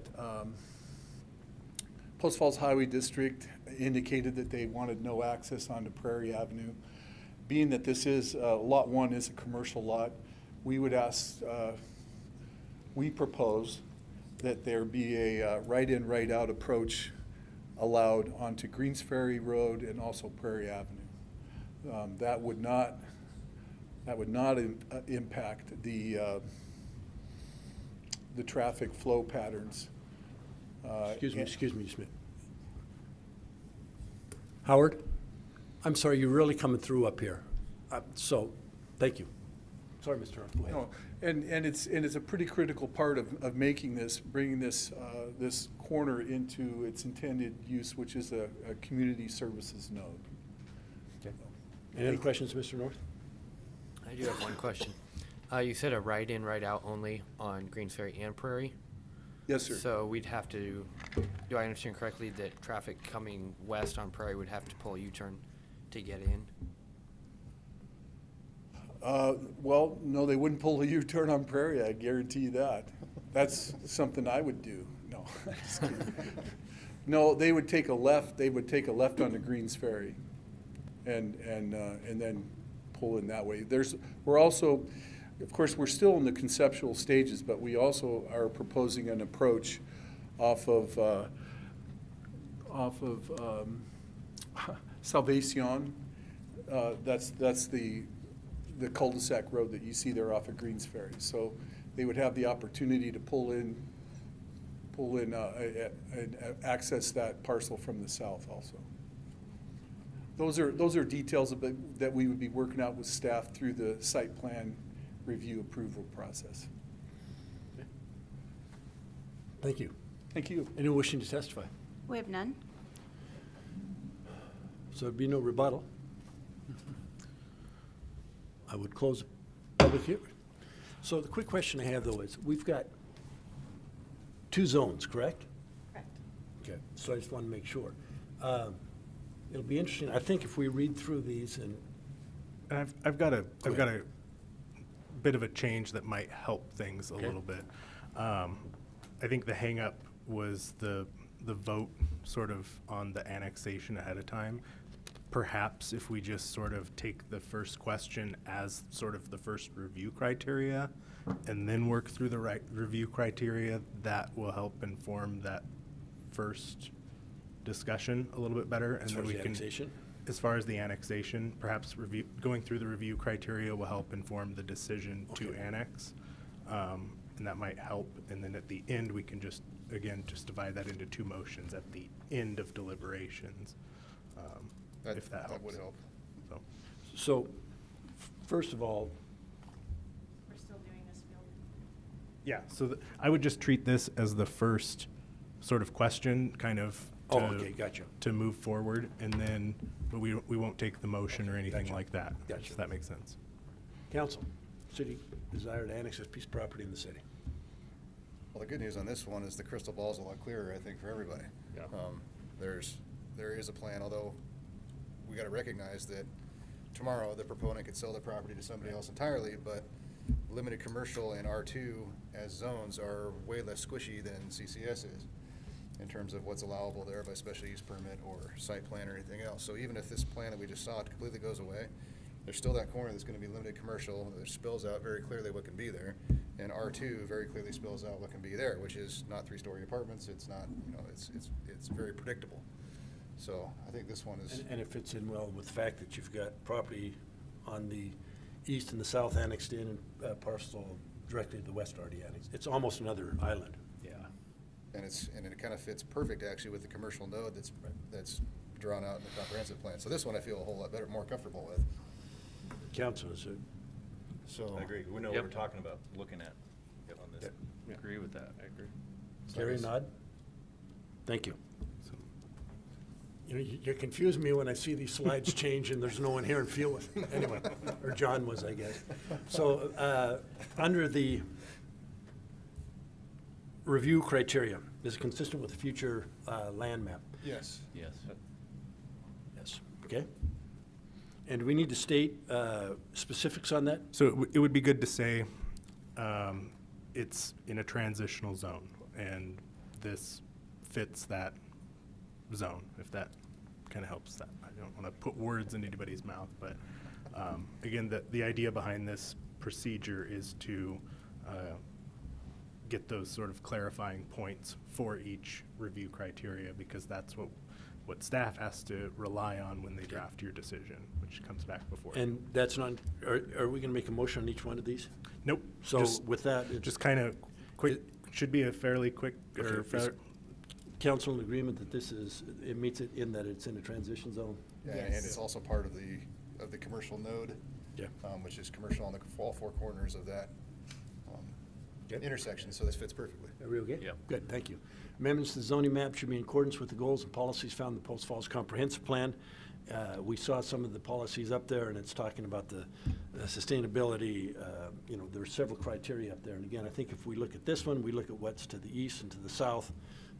You know, my thought is it meets those goals. It does provide services, particularly at that, what's been designated to be a node, a service node. Obviously, Post Falls needs housing, it fits that. Okay. We good? Do we need to continue? Everybody all right? Great. Good. Number 3, zoning is assigned following consideration such items as street classifications, traffic patterns, existing development, future land use, community plans, and geographic or natural features. It says describe. And that's a typo. That it ends at natural features. So. Okay, natural features. And then, you know, we can describe the pertinent facts. You've addressed the streets. Traffic patterns, I think we heard confirmation or discussion on traffic patterns, possible limits as far as access points to it. It did meet the future land use as we talked about. Community plans, as Mr. Malloy says, we need, if the community plans to provide housing, that makes sense. It's consistent with surrounding uses, there's already R2 there. I'm just not comfortable with the cul-de-sac setup that's here. I don't like one way in, one way out. So I know that was addressed by the gentleman that was up about trying to figure out another access, and I'm not sure what might or might or might not happen with Prairie Avenue. Our engineers are more on that, but I don't like the dead-end cul-de-sac, especially where we have commercial on one end of that, and all of that traffic, all of it on the Greensferry Road is just, could be a challenge. I agree. I think the idea of right in, right out access to the LC zone would make sense along Prairie for that reason. Okay. And again, as I think as Mr. Paulus said before it goes forward, it's going to have to meet staff's approval limits anyway, so you've heard the concerns expressed. Okay. Everybody all right with that one?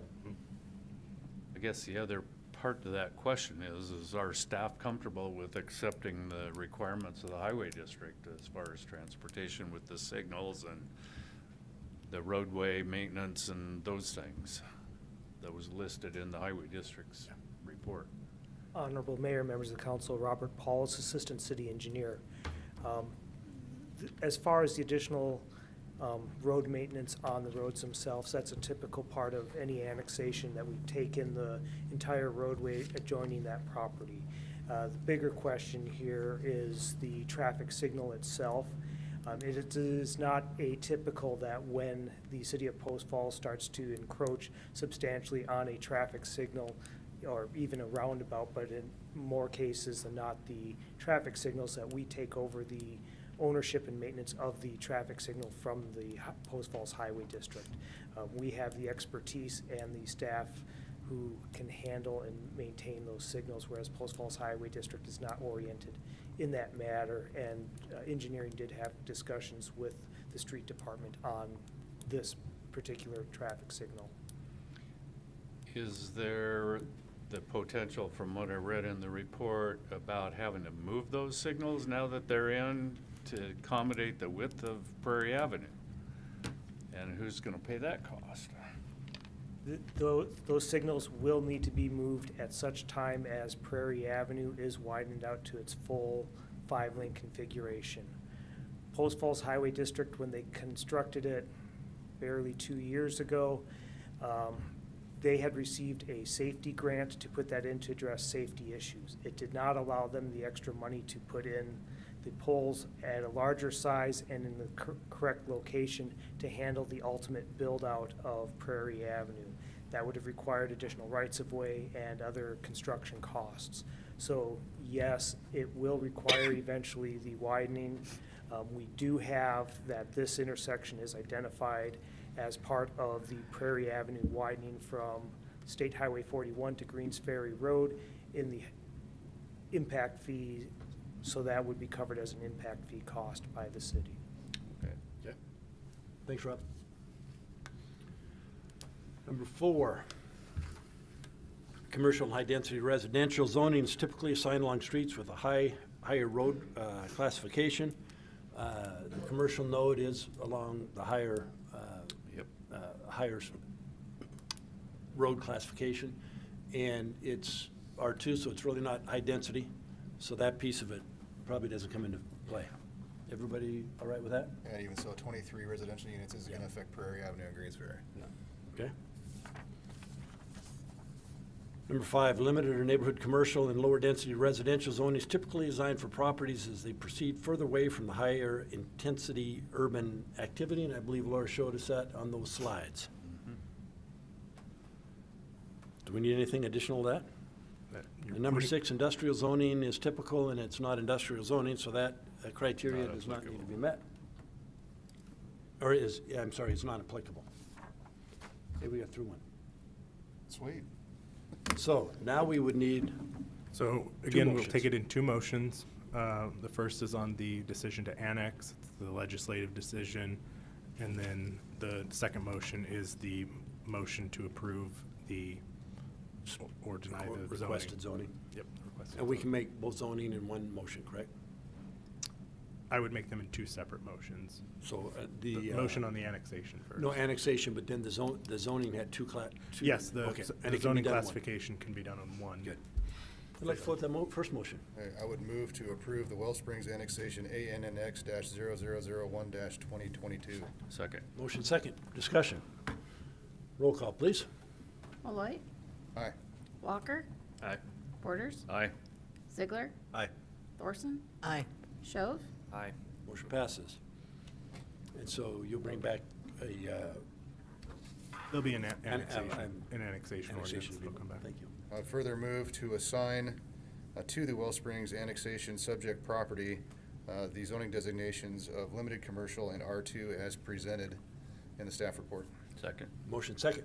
Discussion. Roll call, please. Malloy. Aye. Walker. Aye. Borders. Aye. Ziegler. Aye. Thorson. Aye. Shove. Aye. Motion passes. Thank you. That was a little bit easier than the first one. A lot easier than the first one. Now I can see how this policy can work well. Yeah. Next item on the agenda tonight is unfinished business, returning ordinances and resolutions, and we have none. Followed by new business. The first item is the ordinance closing the Expo urban renewal area. We need someone make a motion on that? I'd move to approve the ordinance closing the Expo urban renewal area. Second.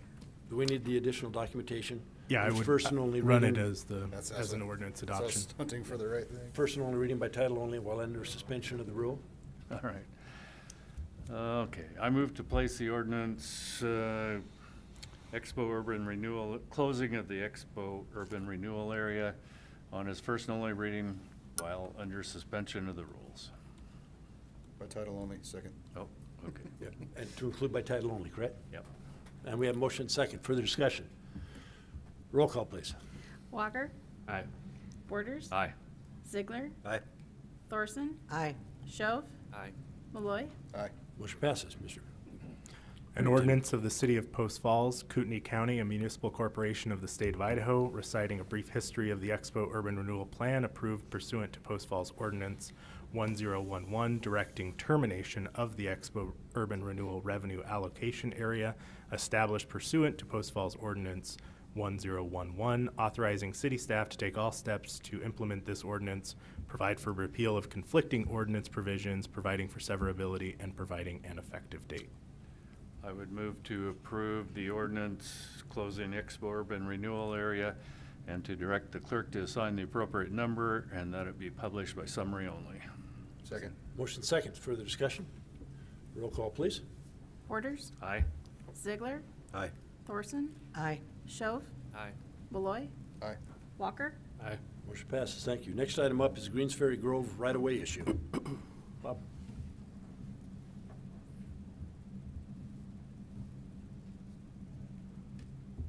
I'll make this, Bob Steele, Community Development Director. I'll make this as quick as I can. Last year, we received comments at the staff level and then eventually at the city council level regarding the frontage improvements along Greensferry at the Greensferry Grove subdivision, which is at the corner of 16th and Greensferry.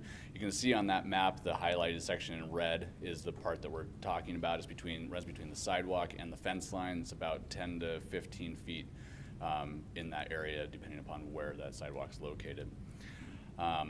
As noted in the staff report, is approximately 4 acres that was developed, first platted in October of 2018, then developed and finished developing around 2020 to 2021. The stretch of land that we were talking about, originally within the development, there was a plan to leave the large evergreen trees that were there. During construction, those trees ended up being removed. And the frontage improvements had been cashed out along Greensferry for future widening and roundabout installation in later on years when it was needed. And since it had been designated for the trees and nothing was ultimately put in because that area had been cashed out, it remained just simply a kind of grassed area. So on the right-hand side is the Greensferry section we're talking about. On the left-hand is how it was finished along 16th Avenue looking east. Along 16th, you've got the grassy swale and the sidewalk runs right up to the fence line. On the Greensferry side, you've got the grass on the right-hand side, the part that I've got not this area in question. That will be a future swale or whatever is particularly called out in the frontage improvements. It's the area between the fence line and the grass that usually we don't have this large space between a property line and the sidewalk. However, this is how it was ultimately developed. When we got direction from staff council last year, it was to look at the various options. So we talked about we talked amongst ourselves as well as with the HOA regarding the options that we would look at for that section as to how it could be finished. There was discussion about doing, grass with irrigation or rock or kind of a bark type of mulch. Ultimately, it was determined by the HOA that they wished to just simply have the rock base put in. It would match rock that is also down near the where the road enters into the subdivision off of 16th Avenue, just a simple black basalt type of rock. We looked at the proposal that they had sent us, that they requested, and we talked about the details within it, and again, renegotiated with them regarding some of those details of how it would be installed and finished in that area. And staff had recommended coming primarily from Parks Department, which has a lot of experience doing this, is we would do the excavation of the area, kill it with the various bug and weed killers, and then put in the proper amount of rock base in that area. Going forward, the HOA would be responsible for that, for the maintenance of that area, because it is part of their frontage, which would be very simple, just spray it each year or something along those lines as was necessary. Ultimately, the approximate value that we came to, the estimate came to about $10,000, but that's based, those numbers were put together a couple months ago, and due to surcharges and extra fueling costs that we've run into, there's an anticipation that it could run between the $10,000 to $15,000 to do. In terms of funding it, we would have to pull it from kind of the cash out type of balance. Even though that area was not called out in the cash outs, because we don't typically cash out for irrigation, because we will often, if they put it in, we usually have to rip it out. It's, it just kind of happens the way that it does. But that being said, the question is do we have direction from council to move forward with the project and go out and get it done? Bob, question I would have is, this thing was developed and it was allowed to happen. Have we taken steps to try to prevent this from occurring down the road? Yes, we have, and it's usually baked into the CIAs, and a lot of the times,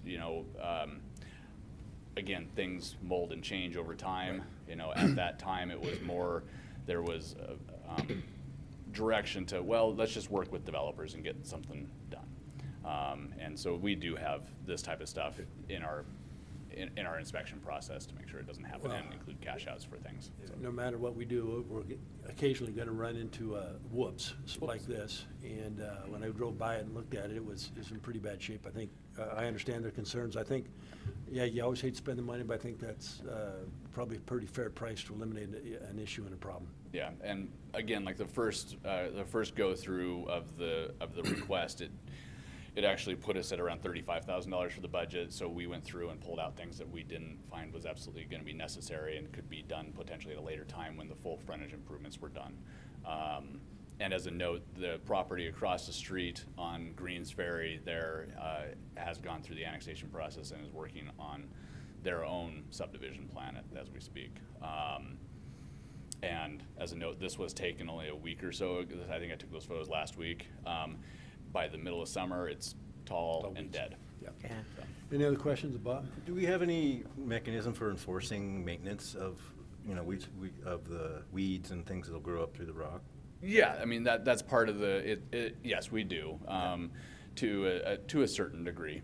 It has to be pretty bad before code enforcement actually will, go out and cite for that type of situation. But I mean, again, the HOA is coming in requesting it because they want to be able to maintain it better. In that state, it's not really super maintainable because it becomes just a dead grass area. And, they would mow it down occasionally during the year, but it still just did not look good. Yeah, no, I agree. I'm just thinking if we're going to spend $15,000 on rock and a year later or 2 years later, the grass has grown up through it. Well, it should kill the majority of the grass that we have because we spray it with the ground and weed killer, bug and grass and weed killer, and that permeates the soil pretty well in that. It will eventually have little sprouts because, you know, dust blows in and soil does get in amongst the rocks, but they can, they have a landscaper with the HOA that can be requested to spray that down as necessary throughout the year. And if need be, you could always get Do we code need a- enforcement involved at that time. So, Joe. This may not even be worth the discussion, but was it ever an option just to move the fence out to the sidewalk like it is on the other side? It's city right of way. I got you. So, So we need to maintain that right away for expansion of the road potentially. again, like I don't believe it's going to go that way, no, because we had them put the sidewalk in where we anticipated the road going to. It was because of the street trees that were anticipated to be left, but they were removed during construction. All right, it's all coming back to me now. Yeah. Thank you. No Thanks. worries. Questions? We need a motion for this? Yes. Well, I would move to approve the expenditure for the Greensferry Grove remediation. Second. Motion second. Further discussion? Roll call, please. Ziegler. Aye. Thorson. Aye. Shove. Aye. Malloy. Aye. Walker. Aye. Borders. Aye. Motion passes. Thanks. Thanks, Bob. Next item on the agenda tonight is citizens' issues, and this section of the agenda is reserved for citizens wishing to address the council regarding a city-related issue that is not on the agenda. If you wish to speak, come forward, give your name, please, and we got a timer going.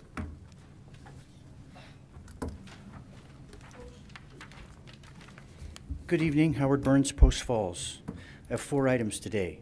First, when actions involve an urban renewal district, whether it's open or it's closed, it would seem to me that the staff report should have a discussion on what the goals were of the urban renewal district. Does what you're being asked to do compatible with those goals? Is it changing the goals? How does it affect what the urban renewal district was formed for, whether it exists now or it's been closed? But that should be discussed, or even when it's sitting right next to one. Secondly, there's some things that require a special use permit that go only in front of the Planning and Zoning Commission. They don't come to City Council. And my understanding is the only way to get them to City Council is to appeal the hearing, the Planning and Zoning Commission, which I believe is now a $350 fee, which is somewhat astronomical for a retired person like me. I might be able to do it once, but whatever. I also don't know, in my prior life, before I retired, I dealt with planning commissions. I was actually on a planning commission. And a city council person could appeal any planning and zoning commission directly to the city council. It was their right as a city council member. And I don't see that in the code, and I would like to see it in the code, where a city council person could say, I want to appeal it.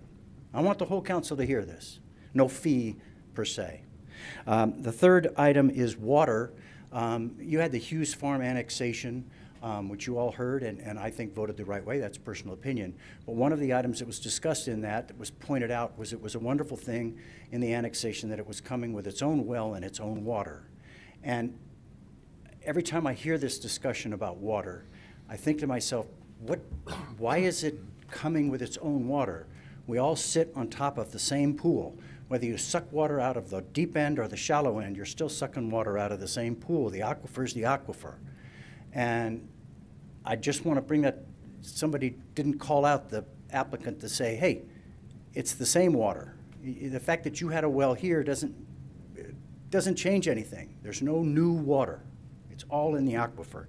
Last but not least, and I see, in a sense, I guess it's not a hearing, so I'm going to comment on it. Forgive me. But you have something coming up on Terre project. I wrote a letter to the editor, which the CDA Press was gracious enough to print last Sunday. And I would call your attention to a September 25th, 2020 article where it discussed the purchase of the 1,050 acres. And Madison Hardy wrote an article where he interviewed the person that bought it, or somehow it was involved in that. And there was a discussion that it might include 4,500 homes, and there would be a small percentage of multifamily. And based on the map for the 400 acres that are on the CDA side of Hutter, a small percentage that his definition and mine deviate greatly, because by my estimation, the 400 acres on the CDA side will have about 4,800 dwelling units based on the little map they provided. And that's after taking out 2 school sites and 2 commercial areas. So I hope to hear get a lot of more information on what's happening with the 1,050 acres. Thanks. Just in response to that, when it comes to the city of Post Falls, we'll hear a lot more, but it has not come to the city of Post Falls yet. So yeah, we will be in for information. Sir.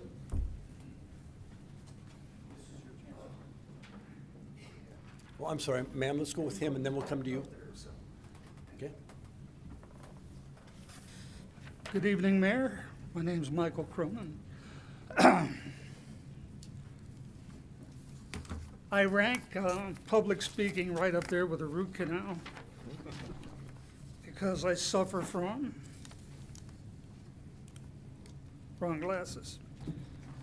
Anyway, Honorable Mayor and Council, my name is Michael Cronin. I hope you have what I have in front of you. I come before the City Council representing Forsythia Place Homeowners Administration. I'm head of the Neighborhood Watch. I've lived here for the past 11 years. I have served as president, vice president, and treasurer of our HOA. In the past years, after encountering a thief in my home in 2013, I chased him from my home. It was scary. As a result, with the help of Lieutenant Curtis, at that time, Lieutenant Curtis Exley, I established the Neighborhood Watch for our HOA. I have been proactive ever since that time. Lately, I have been working with Motorcycle Officer Evan Flanagan of the PF Post Falls Police Department. I drew his attention to the speeding, density, and noise traffic on Cecil between Mullen to the south and 12th Street to the north. He experienced what I described to him. In 10 days of operation that he has put up a JMAR, he recorded the following. A total of 61,000 vehicles traveling on Cecil. Of this, 80% were traveling around 40 miles an hour, 10 miles over the posted speed limit. 20% were traveling above 40, all the way up to 75 miles an hour. The construction of the 3-story apartment buildings in Quad Park has increased the population density along with the warehouse buildings on either side of Quad Court. I have witnessed the exponential growth of the above, along with banks, credit unions, and the traffic on the strip mall creates. The upper portion of speeding is caused by both cars and trucks and motorcycles taking advantage of the reflective acoustics that is akin to a megaphone caused by the following. The cement block construction of the east-west strip mall. Papa Murphy's is located on the east side of the strip mall facing Mullen. The 2-acre open field owned by Paul Bielik of Schneidmitter Realty abuts to our 4, it's actually 5 FBHOA buildings, eastern fence. The large metal microwave tower on the east side of Cecil Street, along with the channeling of noise from Quad Court Street and its warehouses, and also Center Target Sports, Idaho Central Bank, reflects sound back to the open field. This then disturbs both tenants and homeowners alike. So the amphitheater acoustics act like a megaphone that causes all the scofflaw drivers that purposely blasted high speed north and south to get their junky noise fixed twice daily. Any city council member can experience this between any hours of the day or night. According to Officer Flanagan, that's what the JMAR states is the high traffic flow times. Parking behind Papa Murphy's would convince them that hearing is believing. Officer Flanagan highly recommends installing a permanent speed trailer due to the excessive speeding and a flashing stop sign at 12th Street. This hopefully would slow down the scofflaws giving us homeowners and tenants on the east side some relief from the excessive noise. It would be a win-win for the city by creating revenue from a posted motorcycle officer that Officer Flanagan said can hide behind the speed trailer and then launch out at scofflaw speeders. So I hope the city council takes that into account, that Officer Flanagan said any action by the city council would be a lot faster than the police department going through that first. So I want to conclude by saying what an exemplary Post Falls police force we have. Being understaffed, they nonetheless always promptly show up when I have called them for help. Being 80, I have never regretted my decision in leaving Southern California and the San Fernando Valley. The gangs, crime, graffiti, and cost of living have made me never look back. I love Post Falls. Thank you. Thank you, sir. Appreciate it. Chief. Greg McLean, Chief of Police. I spoke with Michael earlier this morning. I'm not aware of the data on that jammer yet. I'll have to look at that and see what that is. That is a high volume area because you have kids going to and from school. I'm guessing that's probably going to be the times for the high volume. I am leery to suggest a permanent speed sign because typically what that does is encourage more speed because you have yourself a target to look at and see what speed you actually can get to. The 75 miles an hour, that concerns me. Again, not knowing the time frame or anything, I don't know if that is emergency personnel responding to something or whether that's a citizen just trying to get as fast as they possibly can. I would like to work on this with Michael and talk with Officer Flanagan to find out a little bit more about his ideas and come back to you with some suggestions. Please do. Thanks, Chief. Ma'am. We let you move down a few spots before you. Hi, council members and Mr. Mayor. You guys are kind of getting to know me a little bit. So I just want to say that. Name for the record again, please. Oh, Sherry Schofield. Thank you. So I love Post Falls, just like this gentleman here. And so I'm really passionate about coming to the meetings and kind of listening about what's going on. And so last time I was here about the lights on Spokane Street and what's going to be happening. Well, I've also been concerned about the high-density housing and everything because it seems like every month there's new huge apartment buildings going in.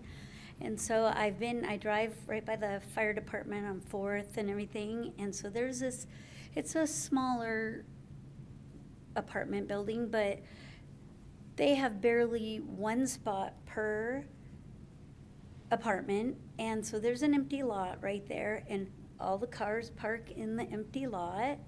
And then there's another one that's still under construction right by the railroad. And I can't see where the parking is yet because it's all fenced in right now. But I think I just met Mr. Burns tonight.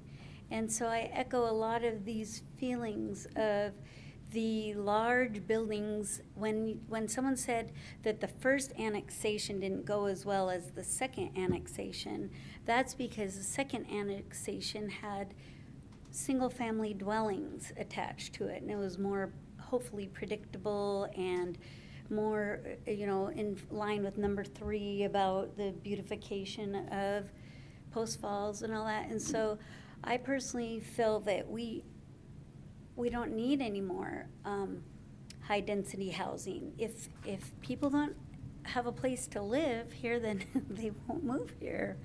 But we can grow in a family way, a family-friendly way. I think that's better with having, single-family homes. And so I support that, and I hear from so many of my neighbors, but nobody wants to come to the meetings. So I'm sharing their feelings, and I appreciate. They just don't know we're such a lovable group. Oh, and that too. All the I nonstop excitement. Huh? All the nonstop excitement of the I city know. council. Well, thank you for taking the time to come Yeah, back. and I know what it's like. I've been president of a HOA before, and so I know it's My really gosh. hard not to, I mean, and more so being a city That might be council. harder. It was hard. Thank you. Thank you. Anyone else?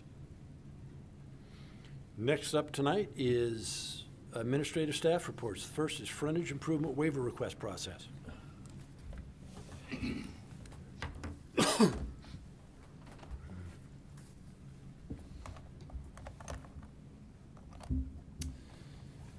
Once again, Mayor, Council, John Manley, Planning Manager here.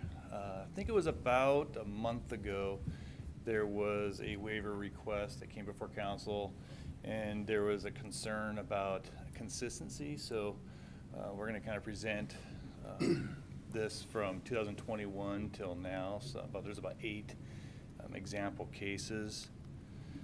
So I want to say that when it comes to frontage waiver requests, that the coordinator of those, the engineering department, and they involve the planning department to add additional commentary. So there's kind of a team approach to reviewing these. Things that we look at is what's being done. Is it a residential addition? Is it a redevelopment? Are they increasing density? What's going on with the site? You know, proximity to schools. How does it relate to that? Proximity to bus routes. Are there any other improvements that are already established? And they kind of help tell a story about each case independently. So going back to the oldest one, and I'll have through these the hearing date in the blue, and you can see it progress till more recent times. But 609 East 17th, they wanted to do a shop, and so inherently that shop in our code we require if you have a greater than a 25% expansion on a residential, it triggers staff to require the frontage improvements. We can't waive it, and so therefore they're informed that they could fill in a request to come before the city council. So staff analysis on this site here is that there's no frontage improvements that exist in the surrounding neighborhoods. And then we also said we would like to establish a driveway on site that meets code. So you can see off to the east on Idaho Street, you do have some sidewalk on that west side of that north-south major road. But when you look internally around, you're not seeing a lot of sidewalks along the east-west streets for them to connect to, or on the west side, north-south. So we did though looks like we acknowledged that the existing driveway probably didn't meet code, so we're saying let's bring that to Post Falls Municipal Code. But we did, as staff, recommend approval of the condition subject to they not protest a future local improvement district. The next site, 609 West 14th, once again, it was a shop request. Similar situation, you don't see within this area a lot of sidewalk for them to connect to. And staff had a very similar response as that previous one. 502 East 16th is the next site that occurred. That is, you do see on 15th Avenue some sidewalk. Around the area to the north, you're not seeing a lot of sidewalk being established. And therefore you saw a very similar recommendation from staff as the prior 2 shop requests.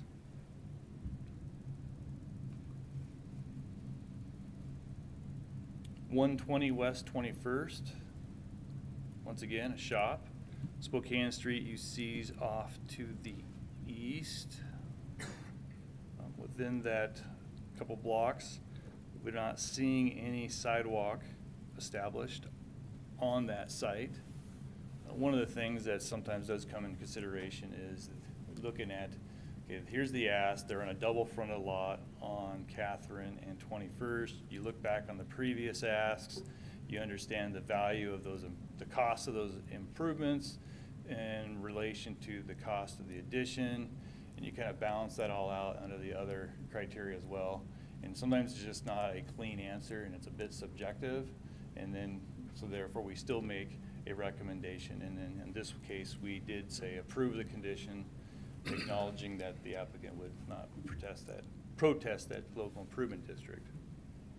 We did require, though, that the existing and future driveway approaches meet Post Falls Municipal Code. On 919 North Frederick Street, this is getting closer to Mullen Avenue, a commercial code, a commercial area. You have to the west, Spokane Street, you do have some improvements to the west and to the north. And I'll kind of go into this a little bit more. We also had a duplex site that had recently been denied their frontage improvements waiver request. For this one here, you can see that what was once a single-family lot, you're now getting 4 residential units on the site. So you're getting that densification on the site. Additionally, they have to process a subdivision on the site, and with subdivision, we trigger frontage improvements. So what you see in green there is that duplex site, and yellow is the site in question here. Staff analysis, sidewalks exist to the north and west of the property. Additionally, a duplex project to the west provided sidewalk. So we're trying to deliver some consistency. So therefore, staff recommend that denial of their improvements as there is nearby similar improvements by the duplex. Looking at the site along 10th to the west of these duplexes, you can see the duplexes. Here is the sidewalk that was established, and then what they did to tie into that, as there is a different methodology in doing sidewalks. Looking east on 10th, you can see that there were sidewalks going east-west of this location, as well as sidewalks along the north side of 10th. In red, that is a 1-lot difference to provide connections, so they didn't have sidewalk. So being as close as you are to the Boys and Girls Club, Spokane Street, and some investment, potentially you could get some investment into that lot that would provide frontage improvements and then would tie into the staff's recommendation to get sidewalk along this frontage. The next site, 108 East 15th Street, they were wanting to do a 2-lot minor subdivision. So once again, it was a densification, being R2. They could provide these narrower lots with some alley access. And staff was consistent with the previous recommendation when it came to a subdivision and to deny their improvements as there is nearby sidewalks along Spokane Street. And you can see here in the picture, you got sidewalks to the north and the sidewalks on Spokane Street. And moving into this year, we had a garage. They were wanting to do a garage. Corner lot once again. Frontage improvements didn't really exist in around that neighborhood. So like some of the ones in the beginning of the presentation, then it was recommended that we would approve the waiver of those frontage improvements. And then the most recent one, the 1511 North Post, they were wanting to do a single-family residential addition. 15th Avenue had some sidewalk. There were 1 lot removed. There's not a lot of other connections for sidewalk. Staff looked at the school being nearby. We do understand 15th Avenue is a busy street. Similar to one of the earlier ones presented where they were 1 block off on 15th on the west side of town. Staff had a similar recommendation to approve that waiver of request as well. So that kind of wraps up the 8 sample cases for the last 2 years. I don't know if you have any other questions for me. I'll just make a comment. I stated up front that I have a personal interest in this, and that's why I'm asking the question. My brother-in-law has agreed that they're going to make the improvements. They're going to pay for the improvements. Here's my concern. You say there are sidewalks to the north of that property on Frederick. If it's a sidewalk I'm thinking of, that sidewalk's 40 to 50 years old. It runs north-south, and it's worth nothing and is going to be torn out if anything's ever done. number one. Number two, the property directly north of this is an auto repair shop with a shop garage that's falling down. The only sidewalk in that area that's functional is to the west, is on Spokane Street. I don't believe there's any sidewalks to the east. I don't believe there's any sidewalks to the south. And again, I've got a personal interest, but it makes no sense for me, and I stated the improvements that were made out by what is now Orgill, and how walking out there, you can see that the sidewalk, the curbing is all chipped out, et cetera, and it's gonna have to be replaced. First of all, I think improvements are necessary. I fully support requiring improvements, but I have a difficult time, not just because it's relative doing it, but I have a difficult time saying they're gonna go in and put these improvements in when there's nothing that's gonna happen in that area for an extended period of time. So you're gonna have one lot with sidewalks on both sides. So they're gonna walk one lot on the sidewalk and then get back out into the street. So I like the idea that you had on the previous ones where the owners would not object to an LID should it come into play. So, just for what it's worth. Was that the only one that, of all, I wasn't keeping track, but was that the only one? There was two, both of them involved a subdivision-related item that staff recommended denial. That was And this is different because it is a little bit higher density, so I understand that part. So, in both those cases, I mean, admittedly, some of our analysis isn't going into quality of sidewalk, going out there saying, okay, is there sidewalk and there's sidewalk? So, like I think it's been admitted the whole time, to some aspect, it's a bit subjective. And at times, it's a staff recommendation.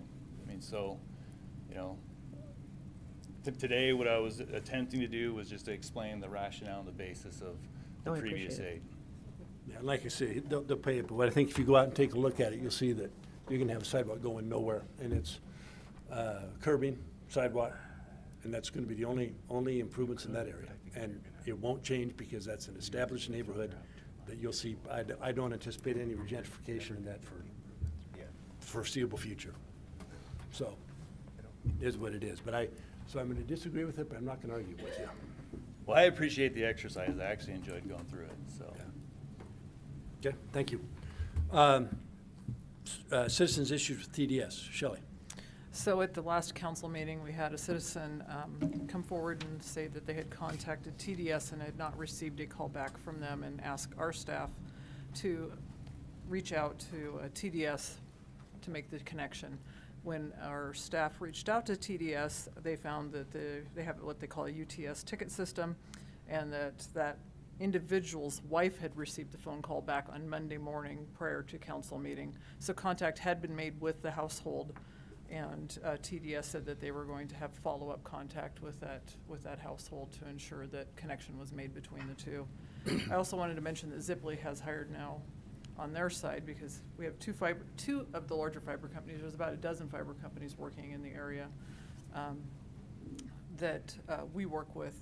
And so they've actually hired an individual that used to work for Frontier that's a local individual. And so we're starting to see these companies also hire local individuals that have connections within the community.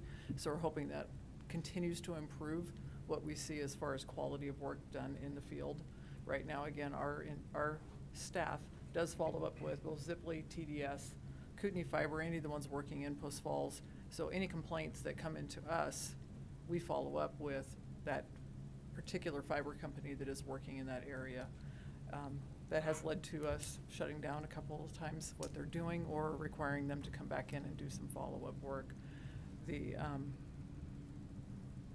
I would say we're doing the best job we can. They are regulated under the state code, so there's only so many things we can do. We have increased, I think, the bond amount, and Bill mentioned, conversations about what we require them to come back in and fix. But our engineering department is the primary contact on that, so we have two individuals in the engineering department that work with TDS and Ziply, who are the primary fiber companies right now. There are some other smaller companies that I know are working in Kootenai County also. Thank you. Any other questions, comments on that? Great. Next item up, Terre update. So I did go over to, I'll just read kind of what I wrote here. The open house that they held over in Coeur Lane. Currently, they have 453 acres laid out and have submitted an annexation request to the city of Coeur Lane. This property all lies east of Hutter. I actually wrote that wrong because I put west of Hutter. There is a parcel north of pole line that is not included in the request or in the design. I asked what they were planning, and they thought it would be a future park for that area that's north of pole line, or could be residential. Again, at this point, there's no request on that particular parcel. The current design and zoning is all pretty much residential. There is an activity center to the southern part of the design and a middle school in the northern part of the site with an elementary school that is somewhere in the southern. They couldn't commit to exactly where that would take place. The middle school actually had a specific site. They do plan to have a trail bordering the entire site, and much of the zoning is R8 and R17. The average density that they were projecting was 4.9 units per acre, and they believe that their public hearing will be held in July. There is a current website that shows the map that shows all that zoning, and so I believe even when we met with them originally, there was a commercial sector that was involved in that Coeur d'Alene area. That's been removed. It's residential now. They have taken some they said they had taken some constructive comments from that open house, and we're going to make some adjustments. I don't know what those are, but there's frequently asked questions. I had included those in the packet, and they said they would be updating those also based on the constructive comments that they had received at the open house. At this time, they are not contemplating or doing anything with the property that lies west of Hutter until there's a decision made on the alternative 95 corridor. And so that is what was called at one time the Hutter bypass. It's no longer being called that because they're going through the process at the state level to determine whether that alternative 95 will reside at Hutter or it could go on the west side of town for Post Falls. I think most people still believe that it will be Hutter bypass, but they need to go through the process and vet it as though any alternative is available, and that's what the state is doing currently. I can take any other questions at this point, but I was going to mention also, Coeur d'Alene did include the property west of Hutter that is the old Armstrong property owned by Hemmingson in their comprehensive plan when they did their update. And so there is the potential that that property would be annexed into Coeur d'Alene also, that under the state code that would be allowed. And so there are some wastewater studies I understand that I have not seen yet that Coeur d'Alene or JUB has done in coordination with Coeur d'Alene that may potentially come into these public hearings, and if we can get our hands on them once they become public documents. Right now they're, I believe, held by the Hemmingson property. We have not asked, I shouldn't say that. I have not specifically asked for that study. Staff may have asked for it. I haven't seen it yet. So they're working the Coeur d'Alene side right now. It may all be in Coeur d'Alene, we don't know, so. And it's a 50 to 70 year build out for, because it's a large, you know, it's 1,050 acres, I think is what was stated here. I don't remember the exact acres. That's just stating from what Howard Burns said during citizen comments, but it's somewhere in that neighborhood.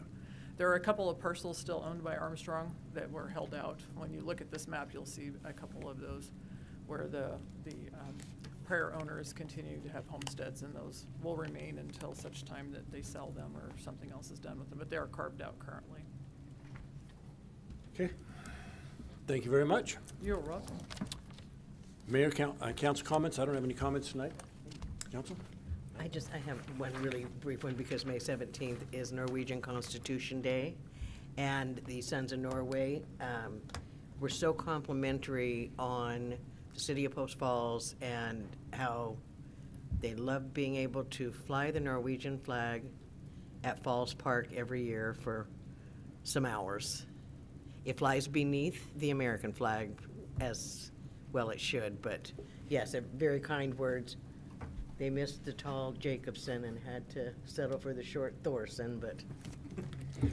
Well, I tell you, after spending 8 hours on Zoom interviewing candidates for North Idaho College president, we spent almost 6 hours on Monday. We spent 8 hours today, and I've got another 6 or 7 hours tomorrow. I think I would have preferred to be at the yeah, flag they're a raising. good group. I'm not a Zoom fan.